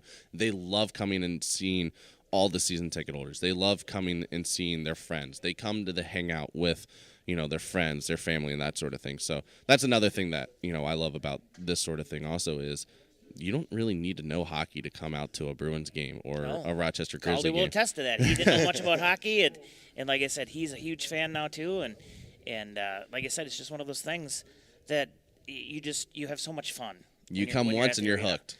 And that's what I just tell people all the time, and I try to bring as many friends as I can too, and because like I said, on a Friday or Saturday night, you can have some fun with your friends, and it ain't gonna really affect your pocketbook that much unless it's jersey auction night, which now that they're not doing the black and gold this year, maybe gives me a little more money to maybe bid on a jersey.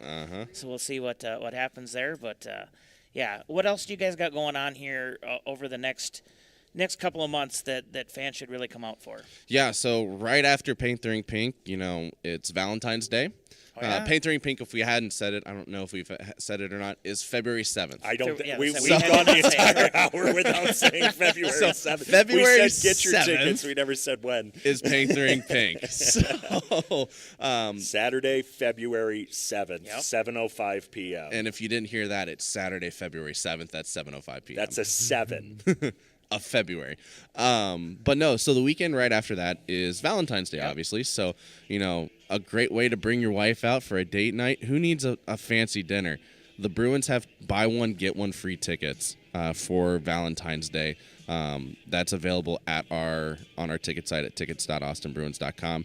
I know David's going to put out more posts about that coming up here soon. But we will have buy one, get one free tickets for that. So bring your loved one out to a great date night. Great date night. Cheap date night, as we've been pointing out. I bring Peter out every single Bruins home game for date night at the Bruins game, and he seems to enjoy it. So well, there is that. So we have that going on. I just sent out a huge memo to all of the people that attended last year, but on February 28th is our second annual Austin Bruins Scout Night. So if you're a member of a scout group in the area, contact your scout leader, as they should have been contacted or sent some information about that. So last year was a really cool night for the scouts, and this year we're hoping to have some even more out. There are packages. You should include what the packages Yes, there are right? packages. I got this one, Peter. No, there's a couple different packages that you could have, but the main one for the scouts, you get a hot dog, a ticket, and a scout patch. Am I missing as big as concessions as well? Well, I said hot dog.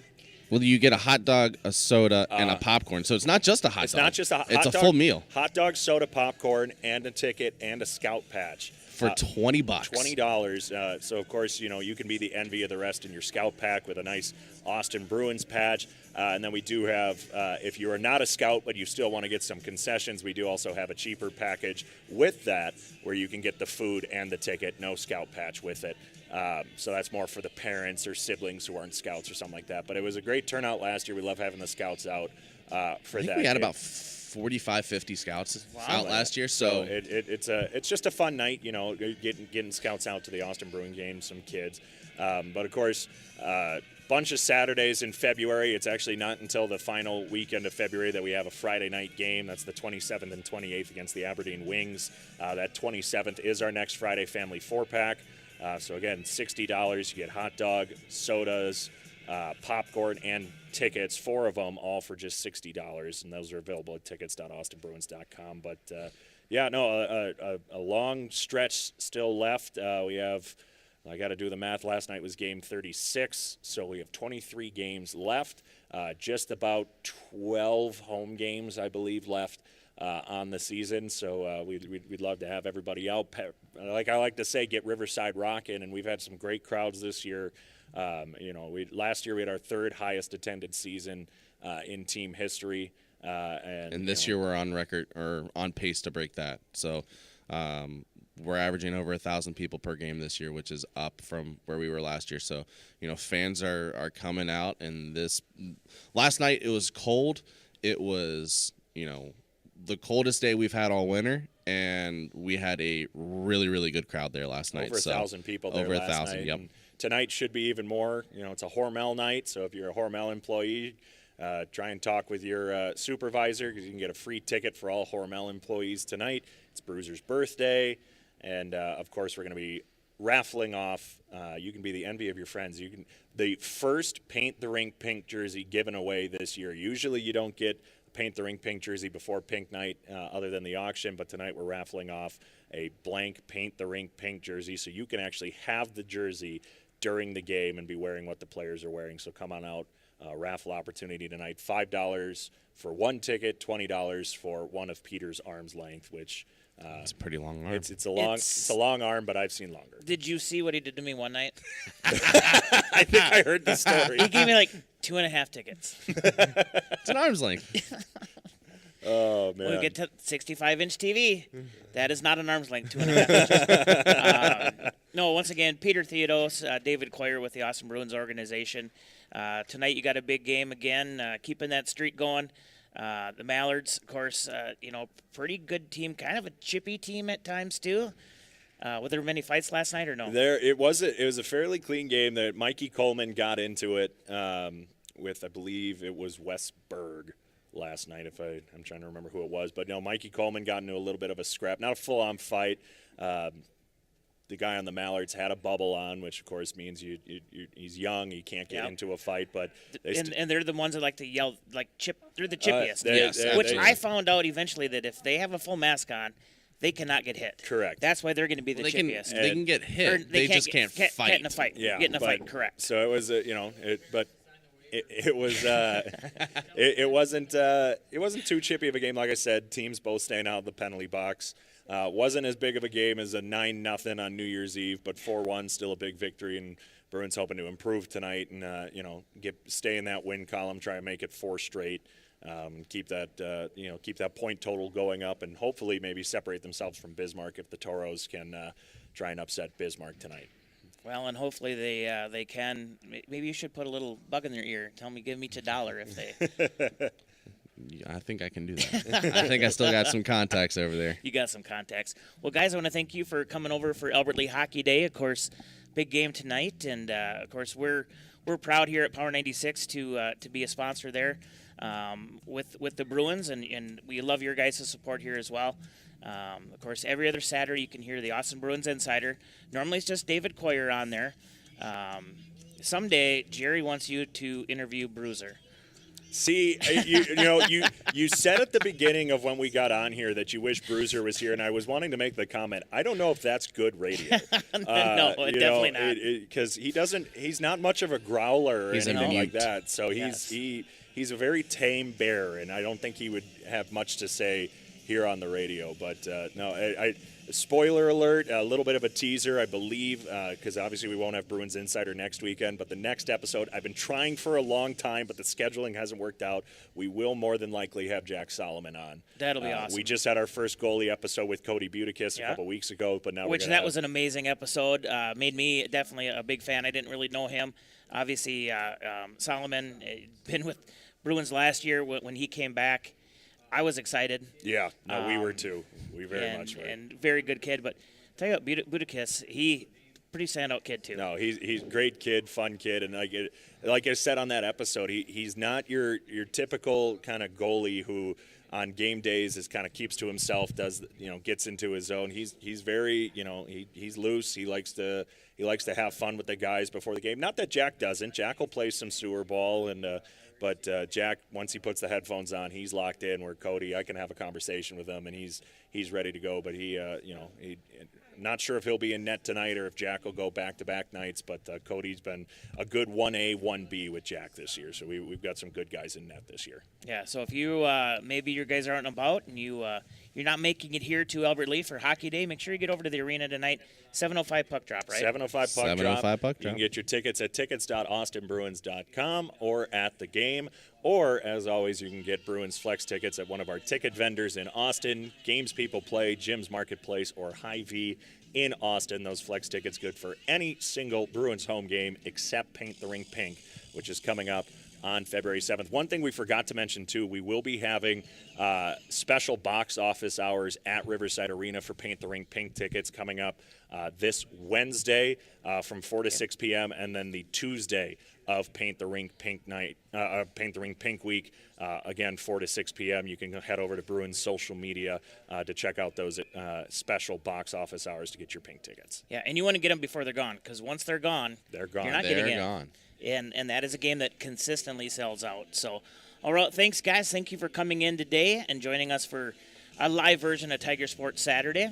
We'll get you guys back on your way out there because I know you guys have game day tonight. Yes, sir. And we'll take another break here, and then we'll give a little bit of insight to what's going to happen here the rest of the day here on Albert Lee Hockey Day 2026. We'll be right back with more here on Power 96.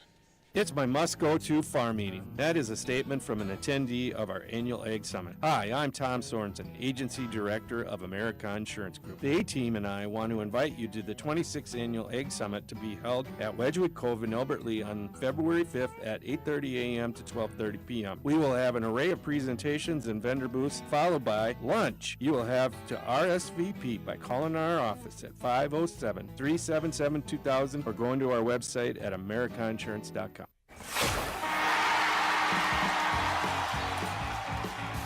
After 5 straight games on the road, the Austin Bruins are back at Riverside Arena for a 2-game series against the Minnesota Mallards. Join us Friday night for Heroes Night presented by eXp Realty, Near North Title Group, and Planet Home Lending. And Saturday night, celebrate the best mascot in the North American Hockey League with Bruiser's birthday. You can get all your tickets now at tickets.austinbruins.com. Howard 96. Howard 96. The very best in classic rock. 96.1 KQPR FM. Albert Lee, Minnesota. All right, back here again, Albert Lee Hockey Day. Folks, we are going to be ending segment number 1 as we're going to get ready to tear down, and we're going to make our way down towards center ice. Right now, we still have the A Bantams versus New Ulm, and it is 5-2 with in favor of Albert Lee with 10:53 left to go. But we'll be back probably right about noon, and we'll get ready for I believe it's going to be a game time for the JV boys as they go against Marshall.